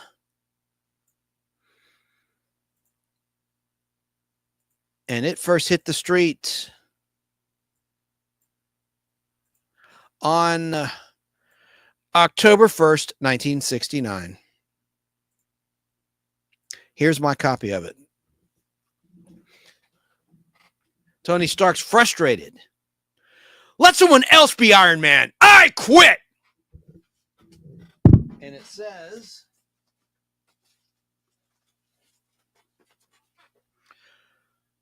what happens before your eyes when the unbelievable comes true? That's terrible. All right, so there's that. I like the next cover as well, but that's issue number 21 of Iron Man from October 1st, 69. I know I already said that. Let me look at the value. $425 for 9.6 fair market value. Okay, we can move along to issue number 22 of Iron Man. And this one was released to the public on November 5th, 1969. And you got these guys returning. These are returning villains. They're really cool. Look at that. Crimson Dynamo, Titanium Man. They team up to take on Iron Man. It says, death must follow. I like that cover a lot. From February 5th, 69. Let me look at the values. Fair market value only, long time ago, a 9.6 sold on December 3rd, 2018 for $165. So there's not much out there. Fair market value of a 9.2 is $140. I can't see what, there was one 9.8 sold with 6 on record, and I can't see that data. But all right, so let's move on then. And let me look at my little list of keys, though, to see if there's any notes about issue. It is the death of Janice Cord, C-O-R-D Cord. So minor key. All right. Iron Man issue number 23 was released to the public on December 2nd, 1969. And that covers right here. The man who killed Tony Stark. Right there.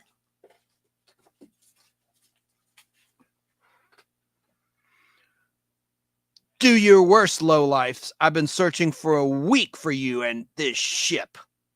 And no matter what you throw at me now, it won't be enough to save you. The thunder of a deck gun shatters the stillness over the chill Atlantic. A red and gold figure weaves through the bursting blossoms of death as hunter and hunted clash.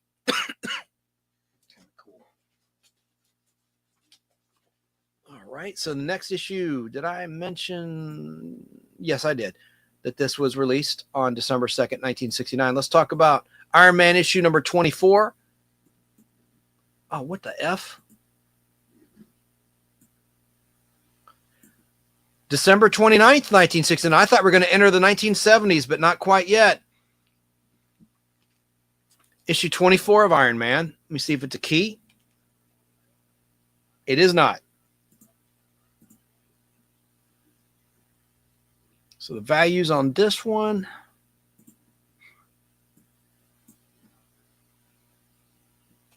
What the hell? Let's see. $900? Why? Wait a minute. That's actual sales. A 9.6 anyway, sold for $900 within the last year. What the heck? I didn't think this was a key. I guess maybe the cover. Wait a effing minute. Yeah, December 29th, 1969. I'll be gosh darned. Let me look at my condition.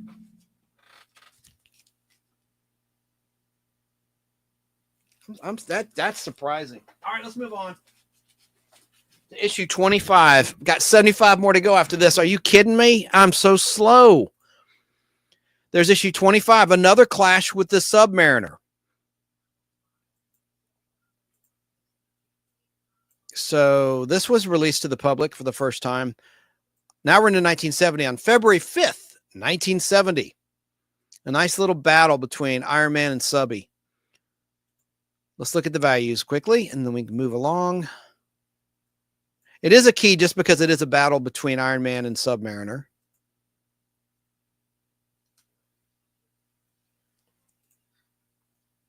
Okay, actual graded copies of this book, according to the data at gocollect.com, $350. There were 4 sold within the last year, a 9.6 grade for $314, and 1 within 90 days for $500, a 9.6 sold. Okay. I'm really surprised the previous issue was almost double that. That's surprising to me. All right, we got to move on to issue number 26.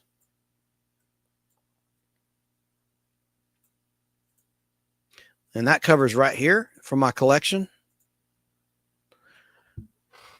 Death in a Dark Dimension.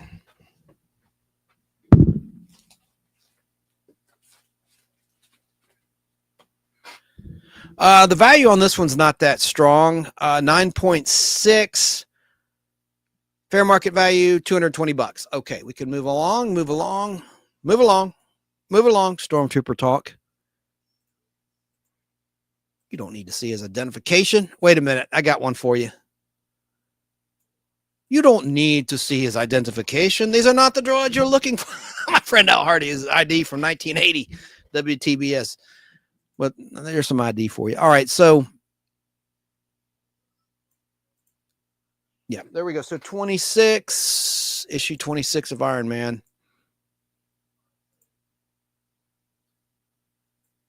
Was released to the public on March 5th, 1970. 15-cent price tag, as you can see. It's the first appearance. No, it's not. That's the next issue. Sorry. Next issue is a minor key. It's first appearance of Firebrand. Let's just get to that one. Issue 27 of Iron Man. Firebrand's a cool character. This was released on April 3rd, 1970. Right there. First appearance of Firebrand. He appeared in Thor a lot. He's a cool villain. Look at my copy. It's pretty nice. What you see there, which I photographed for you today. There it is proof that it is the same edition that you're looking at. Yeah, a little bit of a glare. Look at the sales on this book. And then with issue 30, I'll get back to the chat. Let's see here. Issue 30. I'm sorry. Issue 27. First Firebrand. Let's see what the sales are like of this book at a 9.6, the top grade I have access to. Wow, only $350. Only one copy graded 9.6 was sold within the last year for $350. Okay, so it ain't all that. I mean, I guess it is. That's not, not chump change, but it's kind of chumpy. So let's move on. Did I say when that book hit the street? I did, April 3rd, 1970. Okay, so let's move on to issue 28 as we look at these covers. This is from May 7th, 1970. Cool cover. Iron Man issue 28. The controller returns and the controller lives.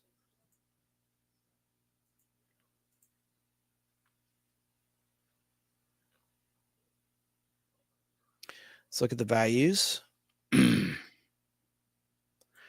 $450. So it's moving up. Fair market value. It's not even a first appearance. $450. Okay. Of actual graded 9.6 copies within the last year in a bad economy. So that'll change to the good. It'll eventually change to the good. Shoot, I just pressed the same one.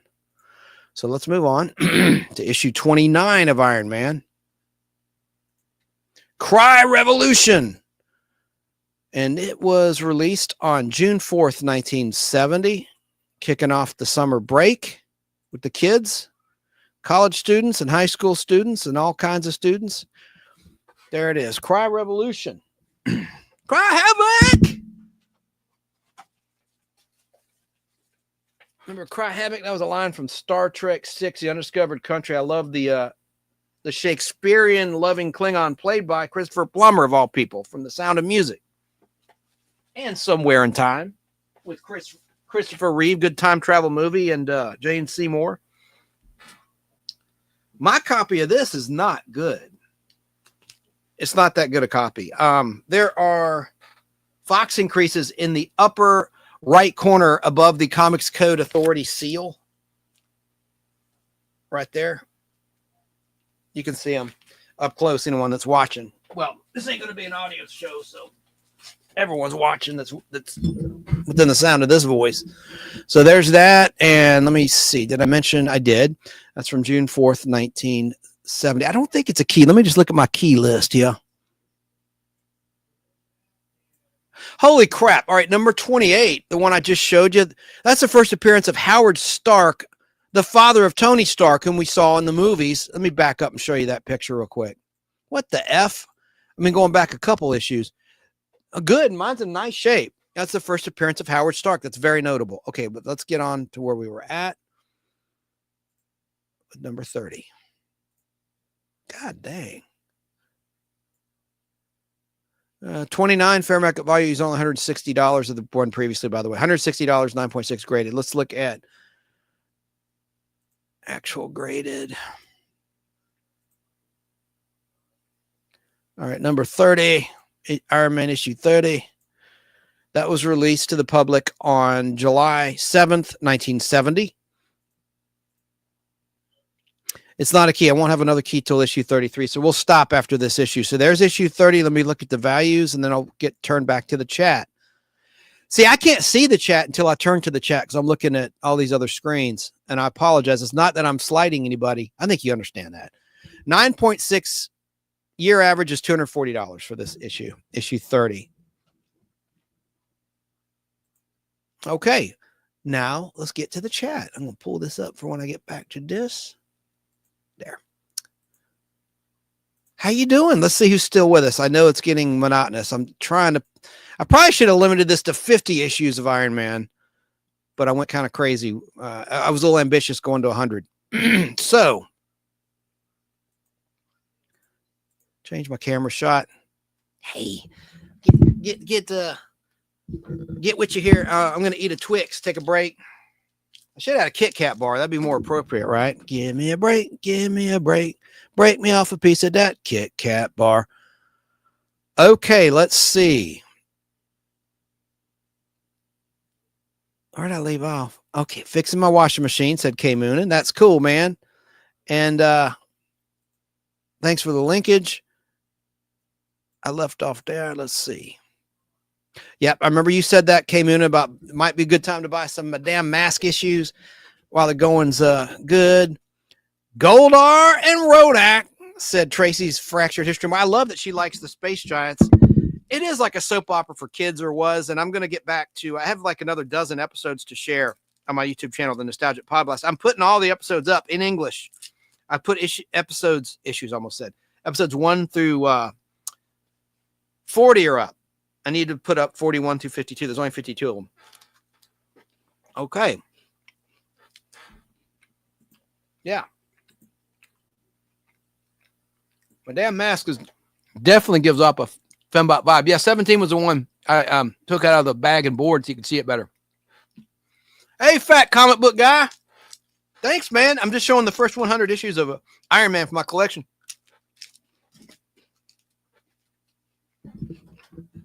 Excuse my crunch. You know what? I think the cookie in a Twix candy bar is like the best cookie of all, that shortbread. Especially if you, sometimes I'll put it in the refrigerator and bite off the caramel and the chocolate, revealing the top of the cookie, and then eat that cookie. It's like the best cookie. Hey, fat comic book guy. Yeah, Remind didn't sponsor the comic book segment, but we'll give them a shout out. remindmagazine.com. You can subscribe and give a gift for a birthday or graduation coming up. But you must mention Nostalgic Podblast when you order. It's a great nostalgia magazine. You get 10 issues a year, and it includes 2 double-size issues. Go to remindmagazine.com for more information or call them 855-773-6463. I'll show you the latest edition of Remind. Since my power mod brought it up, it's right here with Dick on the cover. Let me take the comment off. Well, yeah, I'm going to need that up there. Dick Van Dyke. He's going to be 100 years this year. I hope he's not been jinxed because he's not 100 yet. He turns, I think, in December of 2025. He'll turn 100 years old. Betty White was just shy of the finish line. Same with Bob Barker. You know, we want the man to make it. We do. George Burns made it. I love George Burns. Oh, God, smoking those cigars. Yeah, anyway, but Remind Magazine is a great magazine. People will think you spent a heck of a lot more than $12 for a whole year. I don't think I mentioned that yet. It's only $12 the first year. Then it goes to $24, which is still a lot less than the cover price. It's about $5.99 plus tax if you were to find this on a newsstand. And it's still on the newsstand. There's still newsstands out there. Barnes & Noble booksellers and New York City, L.A., you know, big cities still have newsstands. Airports, of course, you know. But how about $1 an issue? Doesn't that seem a lot better than $5.99 plus tax? How about $1 out the door, including shipping, including tax? No tax. Go to remindmagazine.com for more information. And they have good social media too. They have a lot of good articles. And when you subscribe, they will email you articles too. So it's like 2-in-1. You get the print version and then you get an internet version as well. But what we're doing now is we're looking at every issue ever made from my collection of Iron Man issues 1 through 100. So let's get back on track and get back to the chat. So let's see what you have to say. Thank you, Keebs, for noting that for me. Say hey to baby, said Tracy. Yeah, that's my baby bunny rabbit, little baby. She's cute. And it's Easter time. So the sad thing about bunnies is a lot of families that have little kids, they'll adopt a bunny for Easter. And then when Easter's over, they abandon the bunny. It's really sad. And they're prey animals. So if you put them outside, a hawk will scoop them up. And they're very timid, very loving animals. I've never had a bunny before. I found this bunny in late September 2021. She was just a baby out for a walk. And I understand there's a show called Will Trent on ABC. My mom watches it. She texted me a picture of one of the recent episodes where the main character, Will Trent's holding a bunny in the woods. I haven't seen the episode yet. I have Hulu. They're on Hulu and ABC TV. It's on my DVR, but I digress. Yeah, so baby's my bunny rabbit pet. She's living the life, boy. She eats like a queen and is totally safe. All right. So anyway, hey, thanks for linking Fat Comic Book Guy, Danny Staten. Is that you? That might be one of your YouTube channels. That's okay, though. I think that's you. Oh, yeah. Issue 19 had a great cover, said K Moon, about Iron Man issue 19. The villain on issue 20 gave off a Magneto vibe with the outfit colors. Let's see. This one. Yeah. Lucifer. It is a Magneto vibe, isn't it? I like your remarks. Hey. Lady Pop Hunter. That is the wife of David Eon of Open by Chance. They got a great YouTube channel. That's where K Moonin came from because I would join their lives. They do lives, in the chat. And they have interviewed me before for the Angry Girlfriend variant and Creating Madcap.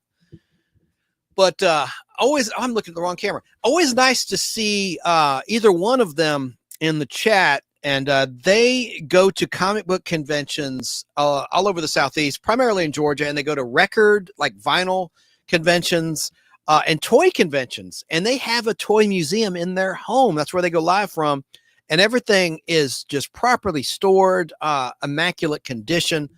And they tell really good pop culture anecdotes. So I like them, and that's Lady Pop Hunter. That is David's wife, and she's a sweetheart. So happy to see you here. I'm going through Iron Man issues 1 through 100 my collection. Great to be able to catch up again. And also, they're watching Dallas once a week. I love Dallas. Back in 2018, I watched them all. I have every Dallas episode on DVD, including the TNT years and the TV movies that they did in between the CBS run and the TNT run. The whole Dallas saga is awesome and a great legacy. Started in April 1978, ended its weekly 1-hour run in 1991. Had that great spinoff, Knots Landing, which outlasted Dallas. It ran through 1993. Anyway, I digress. So only seasons 1 and 2 of Knots Landing were released on DVD. I wish they'd released the rest. Knots Landing was a cool show. Oh, Keebs is saying hey to Lady Pop Hunter. All right, take care, Tracy. I know it gets monotonous, these comic books. I digress. People saying hey.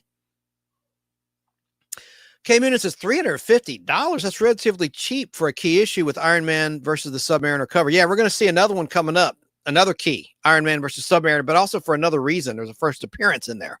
That's pretty cool. So yeah, folks are saying, hey. Danny Station says, I thought the first appearance of Howard Stark was in Captain America. Well, in print, no, it was in Iron Man.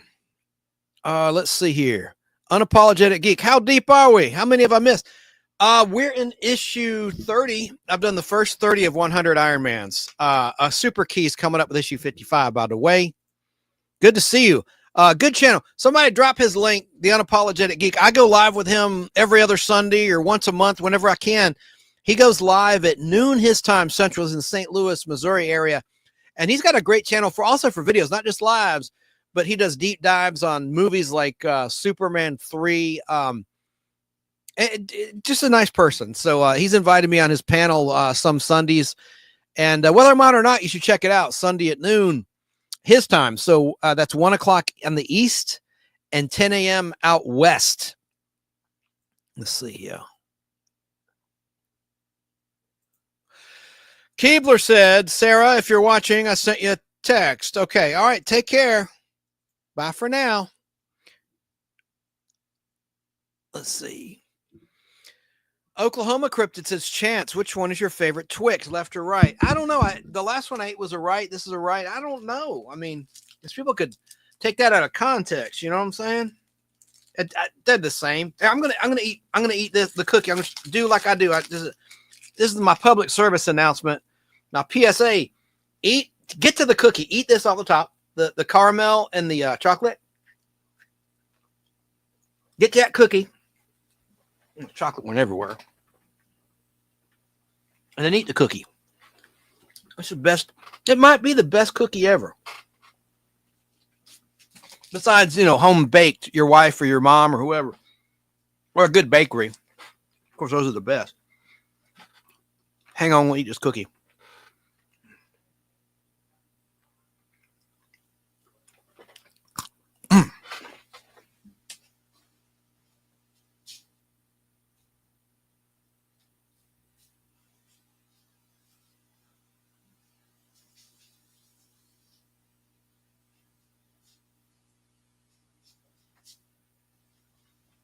Let's get back to the Iron Man. Sorry about that. Little lapse.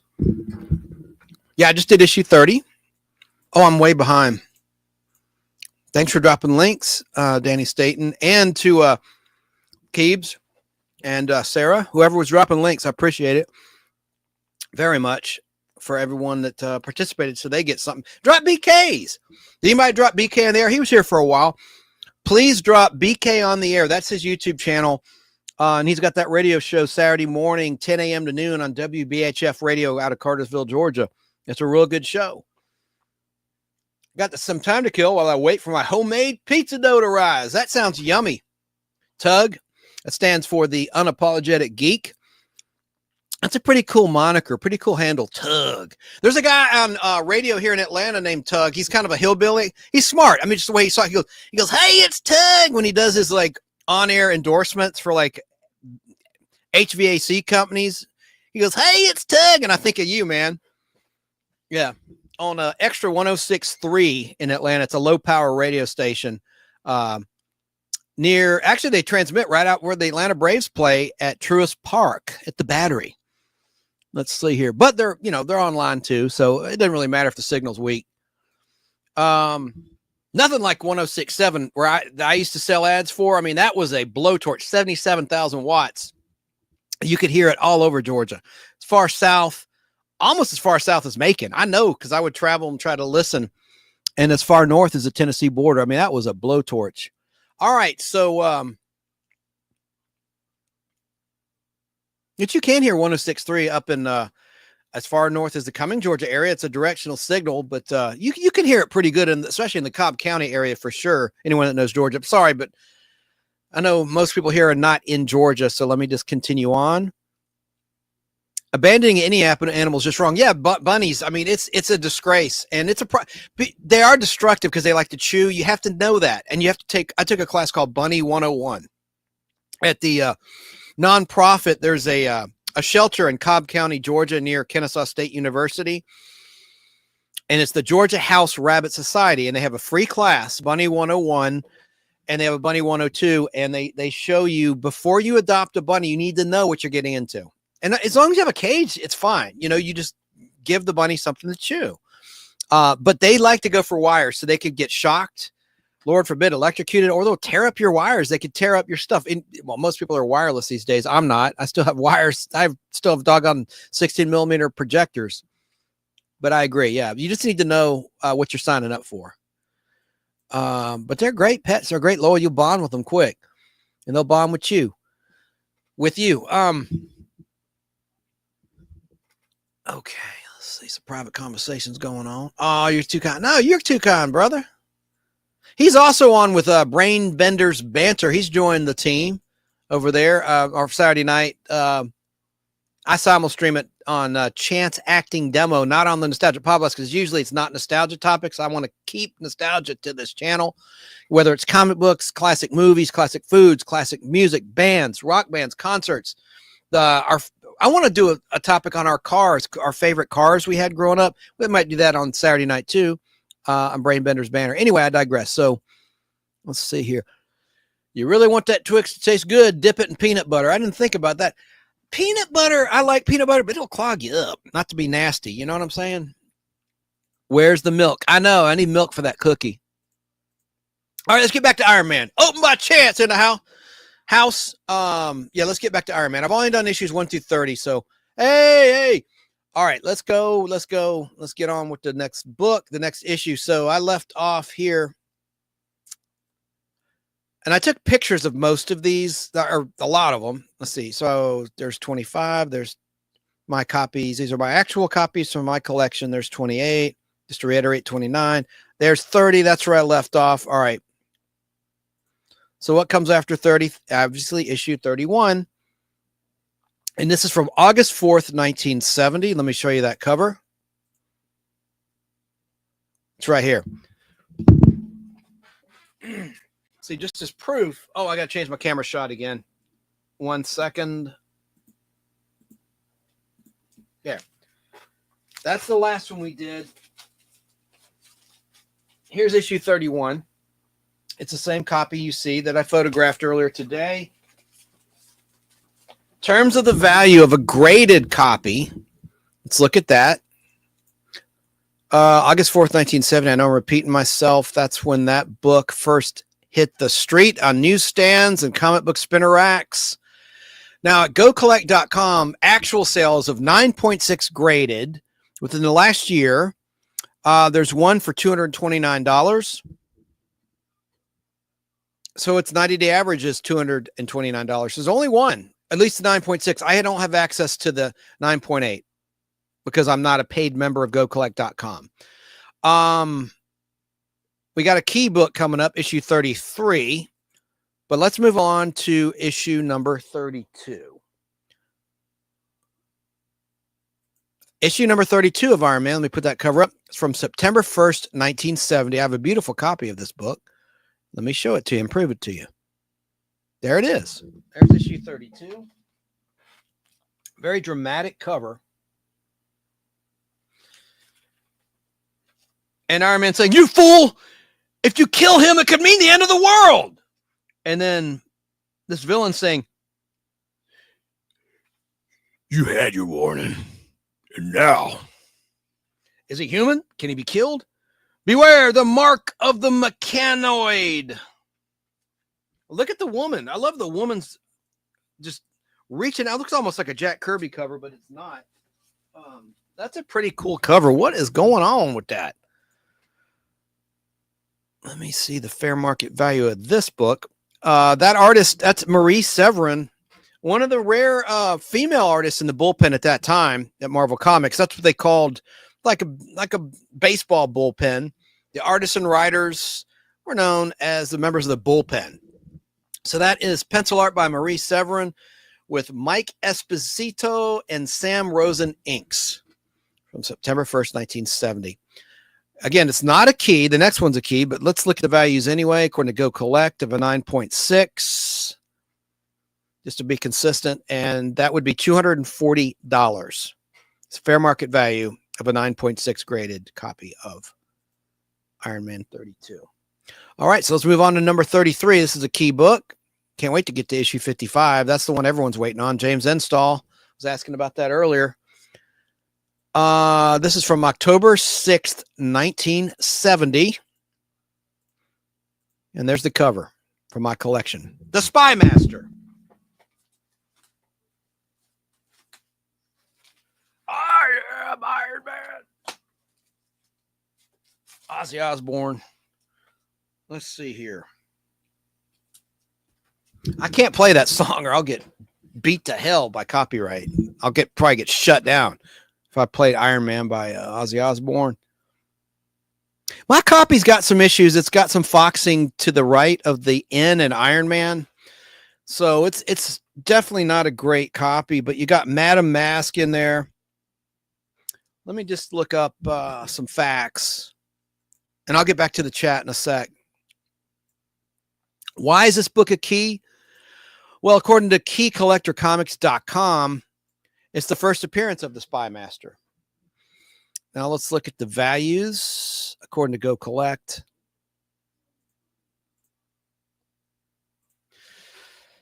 $9.6. Okay, fair market value, $220. So let's move on to issue 34 of Iron Man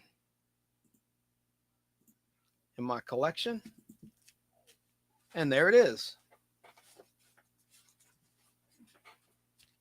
And here it is. I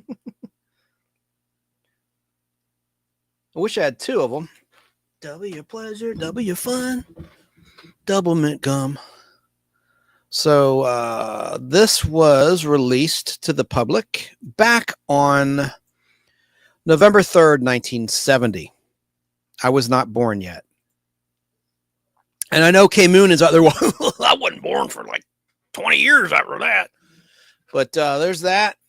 And let me look up the values of number 34. GoCollect.com. $240. Okay, let's move along quickly to number 35. We're 20 away from a super key issue. So issue number 35 was released to the public on December 1st, 1970. $312 is the last 9.6 sold way back on December 27th, 2021. $312. There were 3 sales of a 9.6. Incredible. Okay, so I didn't mention yet. Hell, I didn't show it, did I? There it is. There's 35. Isn't that what we're talking about? Yeah, 35. So what's cool about this book? Let me look at my key. I thought this was a key. It's not. All right, the next key is not till issue 43, according to Key Collector Comics. But there's some cool covers, so don't fret. There's still some cool covers. All right, let's move along to the next issue. You know what I'm going to do? Did I jump out of order? What the hell did I do? That's 34. Okay, 35. Right. Here's what we're going to do moving forward in the interest of time. I'm just going to show a bunch of books from my collection. Let me change the camera shot so you can see them. And I'll take some of these out of the... Okay, here's issue number 36.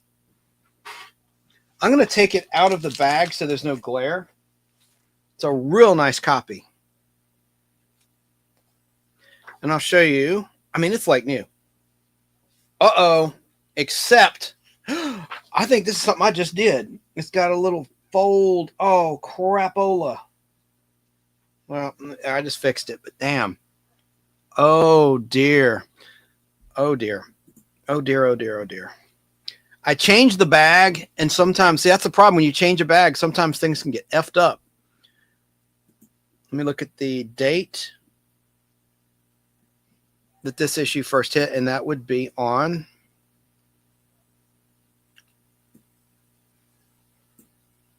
well, usually lets me hit next issue. Oh, right here. Here it is. Oh, by the way, this story, the last one I showed you, was continued in Daredevil issue 73 and Iron Man 36. I'm talking about issue 35 I showed a moment ago. I didn't mention that. The cover artist of this issue is Sal Buscema, underrated artist who went on to draw so many issues of the Incredible Hulk. I think he's really underrated. And he's, of course, the brother of John Buscema. This was out January 5th, 1971. So we're going to continue on. And I'm going to skip the values just in the interest of time. But there's that. Oh, it's a nice book. And look at the inside. It says the Bug Bomb. What the hell? A model kit from Rebel. Wow. Now I'm going to be careful as I put this book back in its bag, because something got messed up over there. Damn. I hate that. I guess I'm not against grading books, but I want to be able to smell the book, read the book, touch the book, and look at the ads and everything. All right, let's move on to issue 37. Cool cover here. I'll take it out so there's no glare. See, dropping books. Dropping books. What an idiot. I'm dropping books. Dropping books. Oh, it's in such nice shape, though. I mean, I hope I don't have any Twix on my fingers anymore. Melted chocolate. I don't think I do, but dang. I mean, there's gloss. I mean, if you could feel this book, the pages are, this is like, this, I should get this one great. This is like a brand new book. There's nothing wrong with this comic book. Nothing wrong at all with this comic book. Earth Doom. Nothing wrong with this comic book.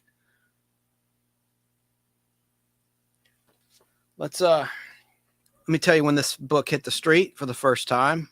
God, I've gone 2 hours already, over 2 hours. Okie dokie, Smokey. So this book, issue 37 of Iron Man, correct? Yeah. This hit on February 2nd, 1971. There's another Marie Severin cover.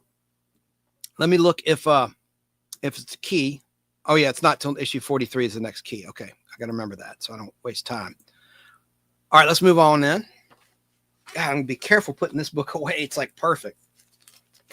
At least this way I can prove these are my books and not stock photos of the ones that I photographed earlier today for you all. Okay, let's move on to issue 38. And I'll get back to the chat with issue 40. I'll take a break. Or maybe I should go to 50. I'll go to 50 in interest of time. Let's at least make it to issue 50.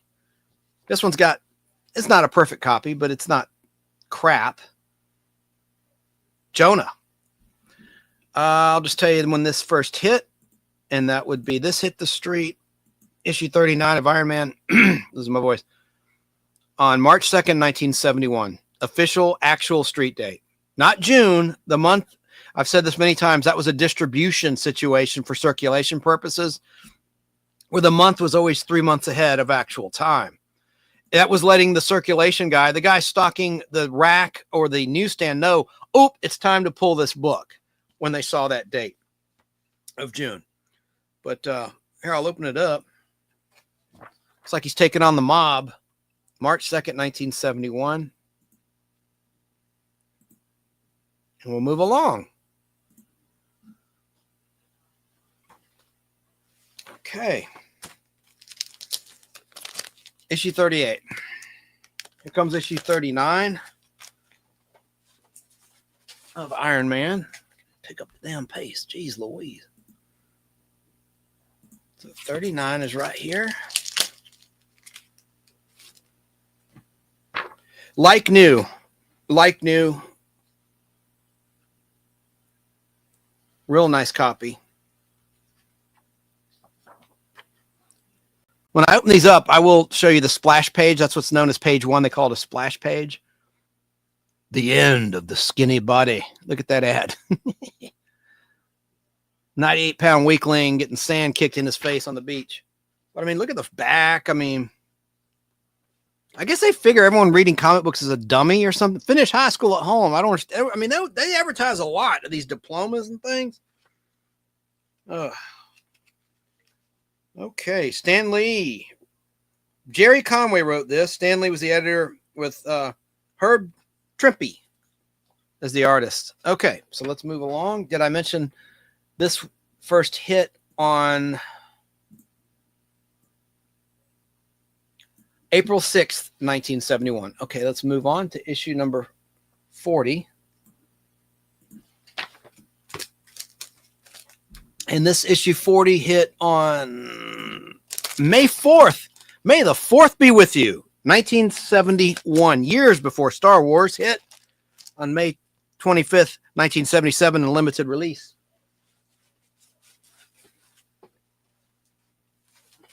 I really should have done just 50 issues of Iron Man, and then part 2 would be issues 51 through 100.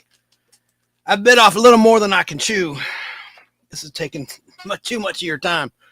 This is from May 471. I know I already said that. Let's see. Let me just see. I know it's not a key. Let me just show it to you. It's really nice condition. Nightwalk. Look at that whacked out Tony Stark. Unmasked and everything. Yeah. Look at that, huh?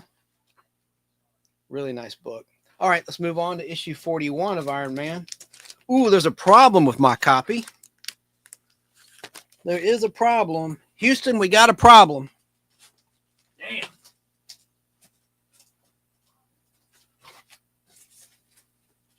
Houston, we definitely got a problem. We definitely have a problem, to use proper grammar. Man, open her up. Hopefully it's a circulation mark. Look at that in the corner box. There's writing on the front. It looks like it might be circulation. My friend Jeff Logan says, doesn't count against you. If you have circulation markings like dates, the CGC does not count that against the grade of the book, I've been told. But it's got a little more. But other than that, I mean, look, it's like new front and back gloss. I mean, if you could feel it here, listen. Can you hear that? I mean, it's like new. I mean, it's flat. It's like, it smells like new. Look at this. It's like unread. The Claws of the Slasher. And see that at the top? That's a printing thing. That doesn't count against you either. See that ink at the top? That's from Ink Run, from when this was pressed. So that does not count against you if you have it officially graded. So let's see the date of issue 41. I'll go to issue 50 and I'll get back to the chat. Bear with me, folks. 41 hit the streets on June 1st, 1971. Let's move on to issue 42. We're getting closer to that issue 55. That's what everybody wants to see and talk about and chat about, because it's the first appearance of Thanos and Drax, and got the Jim Starlin effect. The writer, creator of Thanos. Oh, this is a cool looking cover. Okay, this is significant too. This is the last 15-cent issue of Iron Man, issue 42, before a price increase happened. And that's because the paper was getting really expensive back then. I mean, comics were 10 cents for decades, and then 12 cents. And then when it went to 15, it seemed to go up pretty rapidly to 20 cents, 25 cents, 30 cents, 35 cents. And when it said still only 25 cents, you knew an increase was imminent. It became kind of standard. Like, here we go. Still 15 cents. Not for long. The very next issue, there was an increase. I'll explain in a minute. This was July 6, 1971. Let me put my monitor up so I can see if I'm in frame with it. Yeah. Okay, there is the Wail of the Demon Queen. Okay, it's in not bad shape, but there is some foxing at the top that you see there. I'm very picky, but it's got terrific artwork. When Demons Wail. I love that. Jerry Conway, George Tuska did the pencil art with Frank Giasoa. I never can pronounce his name. Somebody help me in chat with the inks. Spelled Giacoia. I never knew how to pronounce that. All right. Now we get to a key, and this is a cool book. Now we're going to enter like a new phase of the Marvel comic books. It's the 20-cent phase. Before that, you had the 25-cent phase. Let me quickly explain. For 1 month only, all the Marvel titles were double-sized, and it was like an experiment.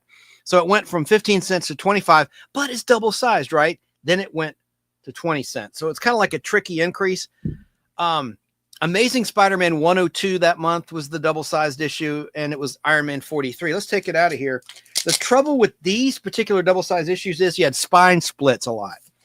The spines were not very well done. This one's good, no splits, and it would actually print out what the book was, like Iron Man, Marvel Comics. I don't think that's even showing up on the camera.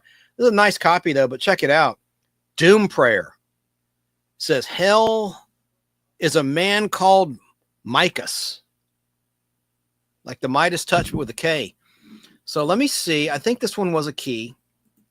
Nice double-sized issue. It was released to the public, by the way, on August 3rd, 1971. Let me see why it's a key. Key Collector says it's the first appearance of the Guardsman. Now we'll check the value of this at Go Collect of actual real sales of graded copies of this issue. A 9.6 with a 9.8 being the absolute best. Wow, $425 is the fair market value. One sold for $410 within the last year, a 9.6 graded copy.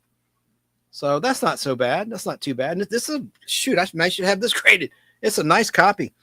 I'll open it up for you and show you a little bit of it. And I really need to pick up the pace. All right.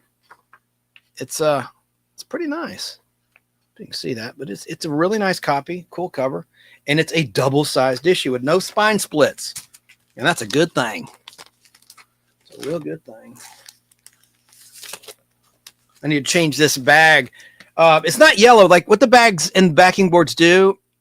They're acid-free, and the coloring agents these early books were used to color with, because the artist draws it in black and white. It's drawn in pencil. Then the inker uses black ink on white paper. A colorist adds the color to the comic book. But unfortunately, these were destructive elements that can turn the pages yellow and brown unless you put it in an acid-free bag and board. It was devised later. It's science. It's scientific. And you have to change the bags and boards every so often. I try to change them within 10 years, maybe even 7 years. And it starts to get a little wavy. I don't know if it gets oxidized. If you're not going to have it slabbed, then you should at least have it in a bag and a board. Anyway, as I do. And I change the bags as often as I can. And your little comic book shop will have these bags and boards, but of course, Amazon will deliver them like next day, if not the same day. Okay, so let's move on to issue number 44 of Iron Man. This is the next phase. Last thing I was going to say was that notice the square. This is the next phase of Marvel Comics. I didn't elaborate, where you had like a square cover. So the artwork got diminished somewhat. You see more of the logo and less of the artwork. It's like a square. He's so square. See, now there's the square. Now it's 20 cents. So that was kind of a trick. It's like, oh, hell. So it's 15 cents, still 15 cents. And then, we get a double-sized issue for a quarter. Sure, I'll pay that for a dime more. And then it went to 20. So that was kind of a sneaky way to increase the price. Oh, and this kind of lended the way. Well, they already had annuals that were double-sized, but this kind of was the forerunner to the giant-sized issue of 1974 and 1975. We'll talk about that another time. Let's talk about, let me tell you rather, the actual street date of this issue 44. Iron Man 44 hit on October 5th, 1971. All right. Is it a key? Let's find out together, because a lot of this I don't know. It is not. Let's move on then. I like that. Look at that girl. That girl's just a drawing chance. I'm getting all excited here. Like, she's not real, but the girl's pretty as hell as she's drawn. Let me see who drew that cover. Little hippie chick, 70s chick. Let's see here. Probably drawn by a guy. Yeah, it was Gil Kane, of course. Up the nose, Gil Kane with Frank Giasoa inks and Sam Rosen ink. So both Frank and Sam inked that. Gil Kane art. The Night Phantom lives. Okay, it's the Night Phantom again. K Moonin, did you notice that? You probably did. You're probably chatting away. I need to see your remarks. The Night Phantom, they said he got killed earlier in his first appearance. There he is again. I bet it's a different dude in the costume, right? Like the Hobgoblin situation. Green Goblin situation. Norman and then Harry and then let's get on to issue 45. Look at this. The public's turning against him. Calamity on Campus. Issue 45. Let me hold this one up. Take it out of the bag and board so you can see it better without a glare. Oh, it's a nice copy. Oh, it's nice. These are like new. Look at that. Calamity on Campus. What are these kids saying? Let me just see when this hit the street.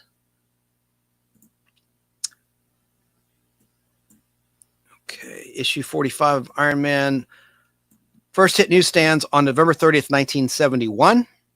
I was alive at this point in time, telling on myself my age.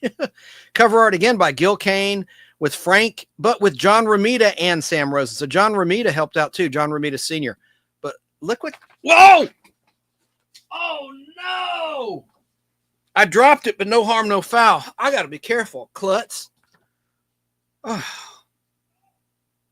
Wow. It says, he's thinking, Iron Man, no matter what these kids do, I can't strike back against them. I can't. And then the crowd's yelling, or someone in the crowd, don't be afraid to blast us, Tin Man. After all, we're only kids. Calamity on Campus. Calamity on Campus. And I almost had a calamity with this here book. It went flying out of my hand. Clumsy. Oh, I'm such an idiot. Okay. All right. So let's move on. Look, no harm. It didn't get harm. Thank God. You would have seen me cry on a live stream had something happened to this book. Jeez. Spazoid. It's the Twix. It's the Twix. Here's issue number 46 of Iron Man. Should I keep going or stop before 100? I don't know. I shouldn't. I'll try to pick up the page. There's issue 46 of Iron Man. And the street date on this book is February 8th, 1972. And it is a key. It's the death of the guardsman. So it is a key book. He first appeared in issue 43 and he died by 46. How about that? And this is in super nice shape. Let me prove it to you. I wish you could feel it. I wish I can convey sound and sight, but not touch. It's just like, look at it's got a little gloss to it. It's just a super nice copy. It's thick. Look at it's like unread. Like it won't even open all the way. Menace at Large, Daily Bugle. Oh man. It smells good. It's just great, man. Great copy. Okay. Let's move on. I love this cover, issue 47. My friend Danny Cochran had this. He traded it to me. But this is not his copy. His copy was beat to hell. It was beat like a drum. And I did take a picture of this one. Talking about Iron Man 47. I love this book. And it is a key. Let me change my camera shot really quickly. Hey, so there it is. So you're seeing double, but that's issue 47. Let me explain. At 50, I'll stop and take a chat break. This was released to the public. It's an Origin Retold issue on March 7th, 1972.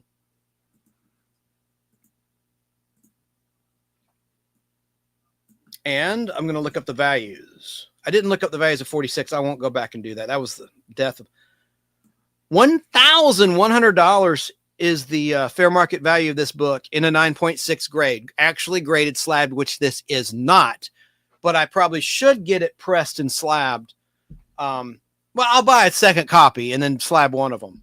Yeah, I say that every time. I never wind up doing it. Bad follow through, but that is a 9.6, 1,100 actual sales within the last year. Pretty damn good. Okay. And again, it's the Origin Retold. Let me just see if there's any other notes. I love that cover. The cover's by Gil Kane and Vince Colletta. You can tell Vince Colletta inked it. He's one of those inkers, like he put his own art into the ink job, like especially with John Buscema. I wasn't a big fan of Vince Colletta inks. I'll just be honest, because I thought it looked too much like him. Another one I didn't like was Jim Mooney. He did everyone's pupils the same. No disrespect intended. He just wasn't one of my favorite artists, and his pencils were even worse. Anyway, he did a lot of issues of Peter Parker, The Spectacular Spider-Man and whatnot.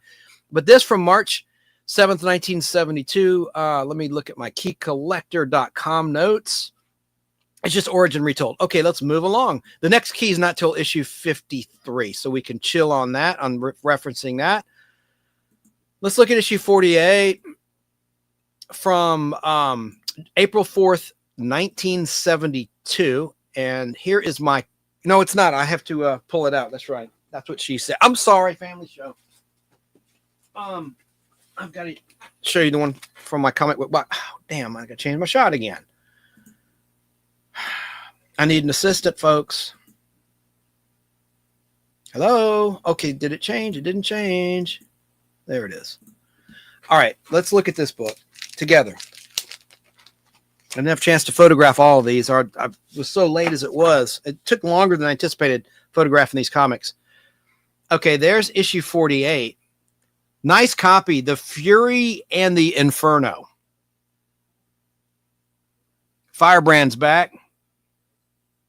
Melting our buddy Iron Man. Super nice copy. Open it up. And you see again, Fury, The Fury and the Inferno. Front, back, just a super nice copy. This might be better than this photograph on them. But all right, so let's move along. And I think I mentioned the release date. I want to make sure I mention the published date of all of them. I did, April 4th, 72. So now we can move on to issue 49. We're almost close to that chat break. Issue 49 of Iron Man. Next time I think I might do Captain America. Issues, every issue ever made. Every issue ever made! Of Captain America, starting with issue 100. Because I don't have all the Tales of Suspense or the Tales to Astonish, which are the precursors. Oh, great cover of this book. Because they were like monster books. They were like just books I didn't collect. You know, I have some that predate the superheroes. But check this out. This is from May 9th, 1972. Another box cover like they've all been. Even the reprints had the box. Like Marvel Tales had this at this era of the comic books. In Marvel Comics history, they had that box in this phase. Pulling up the values real quick. Only $110. That's okay. It's non-key. I just like this cover because it's got a, good-looking chick on it. Right here. The Adaptoid Strikes. This was a villain introduced in Tales of Suspense. I want to say, and they had the Super Adaptoid too, as well. But that's the Adaptoid. Cool cover. And the artist of this cover was, of course, Gil Kane. He's very noticeable. It almost looks like Neil Adams with Frank Giacosa or Gioca. Somebody correct me. Forgive me for not pronouncing his name right. His last name was spelled Giacoia. Frank Giacosa. Giosha. I don't know. I'm not Italian. And Gil Kane did the pencil art, and I just love that cover. It's not worth much, but who cares? It's worth a lot to me because I love the art. Let's move on to issue 50. Did I open up inside? I didn't. Look at that. And you notice Arnold Schwarzenegger in some of these ads in that era, in the early 70s. He was in a lot of comic book ads. All right, so here's issue 50. Another one I got from my friend Danny Cochran, friend of the Podblast. I was saying friend of the Podblast long before anyone was saying friend of the show. Just saying. Probably coincidence. All right, there's issue 50. The Princess Python. Cool character. This issue was released to the public on June 6th, 1972. All right, and we'll open that up, and we're going to stop and look. I like this shot. Death Play. I know I had multiple copies. This was not Danny's copy. Danny's copy was in bad shape. This is one I got after the fact. And I traded or sold Danny's copy in a lot auction of other Iron Mans. So there's that one. Now we're going to take a break. We're at the halfway point of the comic books. I'm going to pick up the pace. We're almost at 55. James Install might be back from his dinner by now. And we'll get to the one that you've all been waiting for, issue 55 of Iron Man. All right, let's see what is going on with the chat. Oh, I'm way behind. Okay. Iron Man! I am Iron Man. Okay, that's where I left off because my chance popped in to say, hey, I appreciate that. Chrismy asked me to come over to show her too. Cool. Of Brainbender's banner. Chrissy's a nice. She's a nice lady. We like Chrissy. The Spinner Racks is a good band name. I know. Are they out there? Hey, we got to keep it between us, man. We could be their managers. We could let's create a band. Let's manufacture a band like the Brits used to do. Like the Monkees were just manufactured, right? Or the Partridge Family. No, that's when I dropped that book. I know, but it was okay. No harm, no foul. Thank God, right? Oh, and it's Holy Week, Easter, Happy Easter, and Happy Passover, and all that. That's why I'm careful when changing bags. I know. Here I go clowning, and I throw that book by accident. All right, so let's see here. The Unapologetic Geek Tug had said, when I used to buy comic books, I used to buy them in pairs, one to store and one to read. Very cool. I didn't know you were a comic book guy. That's cool. You're a couple years younger than me. Hey, Cur Zero. Good to see you. Here, fist pump me, baby. Yeah. Good to see you. Good. I'm here before issue 50. Yeah, I know. How'd they get my brother's picture before he was born? Let's see here. K. Moonen had said, Chance, that issue number 40 has more glass than a number of modern books. Let me go back and see. It's right here. More glass. That's issue 40 we talked about earlier.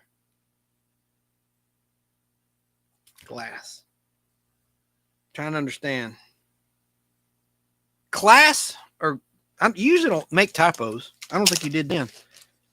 Let me see. Let me open it up. More glass, issue 40. Oh, well.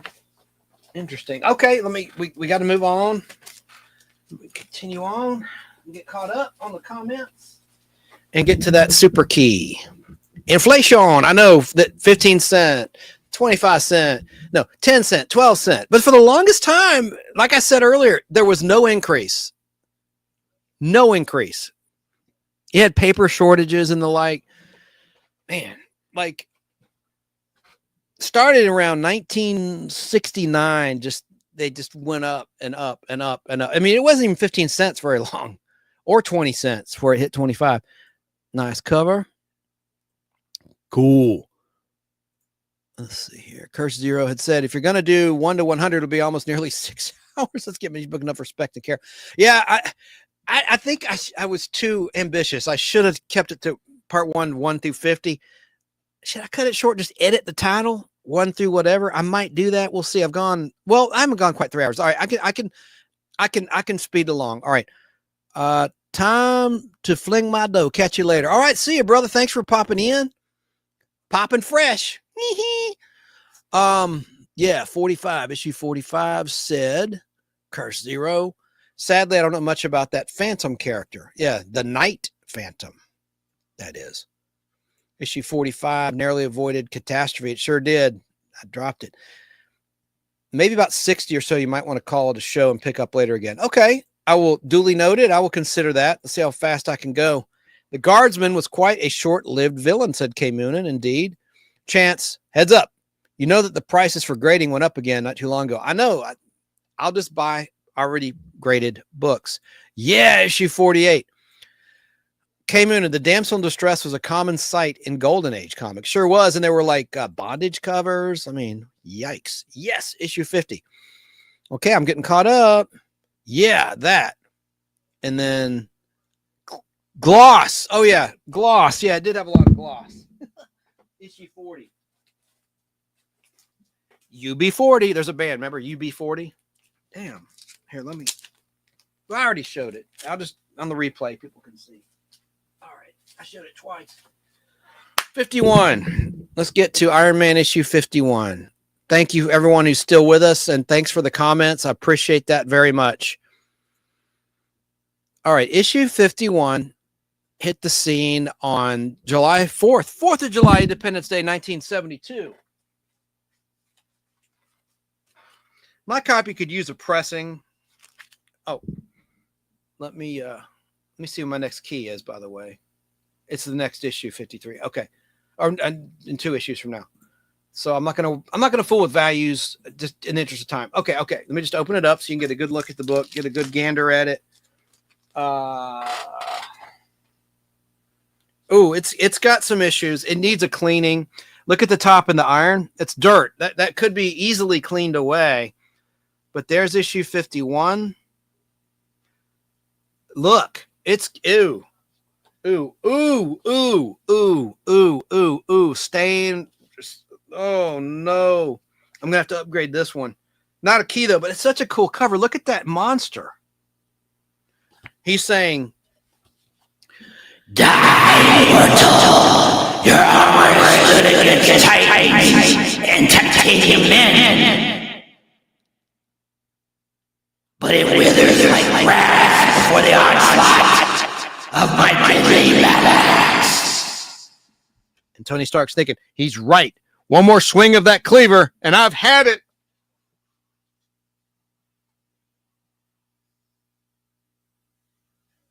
Cool looking. I need to upgrade that one. Yikes, a Rooney. That one is, it doesn't stink. Wow, man. All right, let's move on. This next one is a key. No, it's not. It's the one after this. Here's issue 52 of Iron Man. Damn. I hate that. I know I had more than one of this. I probably should have kept the other one. But no, I always look at my books really carefully. I don't know. All right, here's issue number 52 of Iron Man. I'll take it out of here. And let me tell you when it was released to the public. Iron Man 52 was released on August 1st, 1972. The Living Volcano. You're invincible, no longer Avenger. Not since you met Raga, son of fire. Raga. With an R.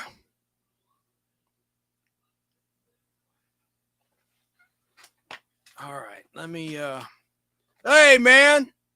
Hey, producer, Mr. Ever Dry Waterproofing. What's going on, man? All right, so here comes a key comic book. That's Jay. Here's 53. And it is a key book. Let me show you the cover where you can see it better. Fate is the Black Llama. Is that racist? I don't know. Nah, but look at that cool looking character. Let's see here. Iron Man, Raga, son of fire. This day you do battle to decide the destiny of man. Let me just look up. That was annoying as hell. Sorry, I got so loud that I could tell that was annoying as F. The original, I almost said air date. The publication date of this was August 29th, 1972. And let me tell you why it's a key. It is the first appearance of the Black Llama. That's why. In terms of the values that go collect, I am going to look this one up. Anytime there's a first appearance, I'm always curious what it's sold for. Actual sales of actual 9.6 graded books. The fair market value of actual sales, $250. Modest book, but certainly better than the 20 cents that it sold for originally. All right, now we're getting really close. Here's a key. The next one is a key. I don't know if James Enstall's still there, if he's back from dinner, but we're getting close to issue 55, first appearance of Thanos. But before that was a key book in its own right. And mine is in really nice shape, as is my issue 55. This is the first appearance of Madame McEvil, the daughter of Drax, the Destroyer. And she was later referred to by the name of Moondragon. Madame McEvil becomes, it sounds like a McDonald's character, McDonald Land, like, Hamburglar's cousin or something. I don't know. Madame McEvil becomes Moondragon in Daredevil issue number 105. Now, in April of 2023, there was speculation that the child named Love in Thor 4, Love and Thunder, terrible Thor movie, is a young Moondragon who will later appear as an adult. Wow, the value on this, ungraded, it says this is selling for $480 according to the unscientific keycollector.com. Let's look at actual graded copies. I'm curious what this has been selling for lately in a bad economy over the last year. All right, 9.6, $1,750, and 2 sold for that. No, 2 sold within the last year, graded, mind you. So it's kind of apples to oranges. This is not graded, for $1,718. 2 sold for that. This could be graded, though, if I choose to grade it. So let's open it up. I'll let you look at it closer. It's a very, very nice copy. So, I mean, look at the back. I like to let you hear it if this picks up on the mic. It's just, it's just flat. It's like new. It's like unread. There's a couple ticks, I got to admit. It could be a 9.4 to 9.6 if I'm lucky. But anyway, it's just a really nice copy. Now here comes issue 55. Man, this is one that a lot of you folks have been waiting for. So I got to have a little bit of fanfare. Just a little bit. Just a little bit. Oh, shit. Excuse my language. I forgot to show you. I had a picture of 54. I did take a picture of my 54 for anyone watching on a TV. It's a very, very, very, very, very nice copy. It's near perfect. There's just a spine tick, but it's not terrible. So there's 54. I photographed that for you, as you can see. But let me now, we got to have a little bit of fanfare for 55. We've all been waiting so damn long for it, right?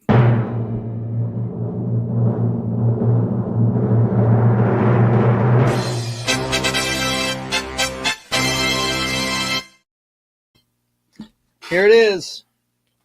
I'll open it up. Issue 55, which is a Super Key comic book. Most of you know why. I'm going to open it up. Now, 55, I didn't mention that 54, by the way. The previous one was released on October 3rd, 72. Okay, so. But this one, 55, Super Key, was out to the public on newsstands and spinner racks on Halloween 1972. That's right. I knew that. I could have pulled that one from memory. I knew that. Halloween 1972, October 31st. So let's open her up and let you see the condition of it. You got to be real careful with this book. There's the back. There's the front. Gloss. Look at that. I should be wearing a glove on this one, probably. Let's open it up. The colors are just so damn rich. Look at that. I mean, it's just like, I took pictures. That's right. Let's put the pictures up because I don't want to F this book up. All right. Here's the pictures I took of it. It's not a perfect copy, but it's not bad either. I mean, check it out. That's the actual copy you're looking at here. And then you open up, there's the splash page, which is page 1. Mr. Install. I will timestamp this part of the show, so on the replay you can check it out and get right to the comic book you're interested in. And then it also introduced the Blood Brothers scene there. There's the Blood Brothers, and it's just an awesome book. Let me look up the values for you. Actual sales of this Halloween 1972 book. Let's see if it's still selling as high as it did when Endgame was out. $3,600 is the fair market value on this comic book, with 107 sales at a 9.6. That's a 9.6 graded book. I know I'm repeating myself, but in case anyone tuned in just to see this one, an actual 9.6 graded book, whether it's CGC or any of the other grading companies, 107 of them sold for an average of $3,600. There were 11 sold within the last year for $3,347. The 90-day average is holding tough and actually trending up to $3,580. There were 3 sold for $3,580 within the last 3 months as we're live. So, you know, that's pretty cool. And I got to say, it deserves this. Because that book is a total win, considering I bought it for cheap.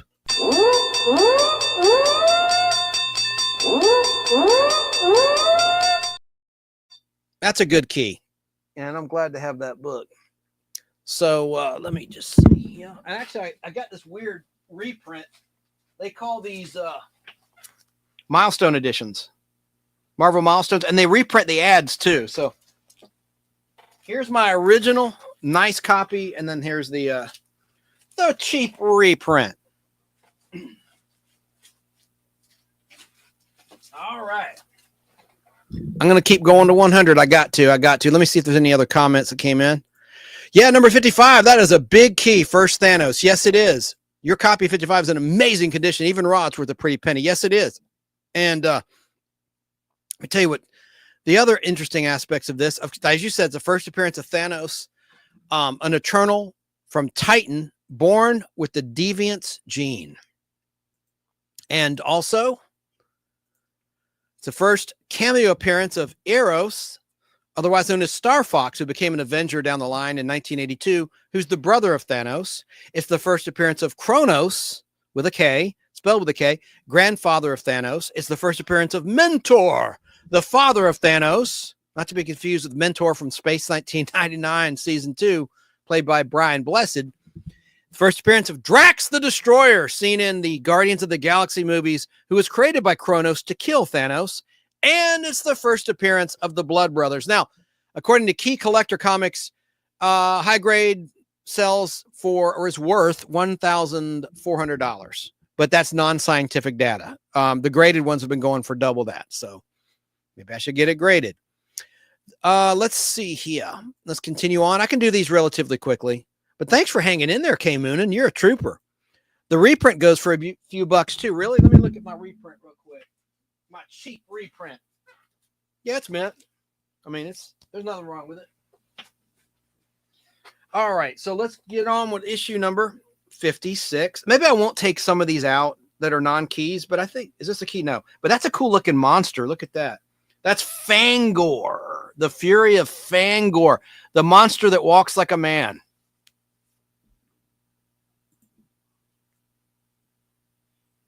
Pitiful mortal, how could you expect to defeat me when I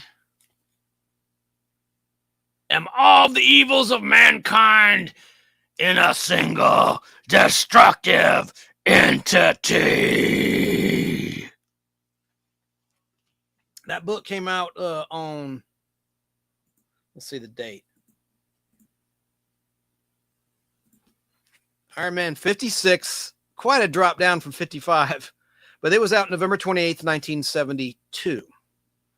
And let's see here. We'll just move on. We just move along here. There's issue 57 and the street. I'll just tell you the street date and just flash the rest of these. Let's see here. Flash. I don't want to rip off BK. Of course, he got that from a song in a movie, but I still think when he does his news segments, he does flash the audience. Flash. January 2nd, 1973. This cover art is by George Tuska, Frank Giasoa, and Gaspar Saladino.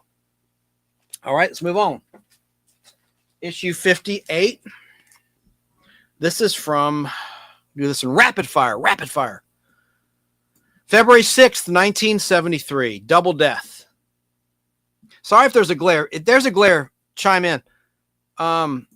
K. Moonen said, reprints, even more modern versions of popular / in-demand stories always sell for a little bit more. Yes, they do. My friend Danny gave me a reprint of the first appearance of Groot, and it sells for a good bit of money. You know why? Because people get priced out of certain books. All right. Here's issue number 59. The Final Triumph of Firebrand. There's that. It says, rest in peace, Iron Man. Look at the grave. Pretty cool. Nice copy. All right, let's move on. Oh, I don't think I mentioned the release date. I want to do that for historical purposes. This book hit the street on, wait for it, March 6, 1973. Okay.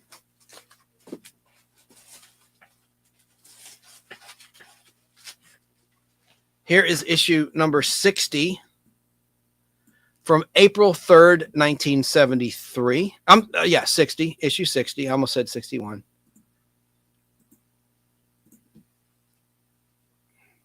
This looks like the Marauder, but it is the Marauder. The mask, he was introduced in Amazing Spider-Man. Okay, I was going to say, the Masked Marauder lives. So there's that. There's issue 61. And that is from May 8th, 1973.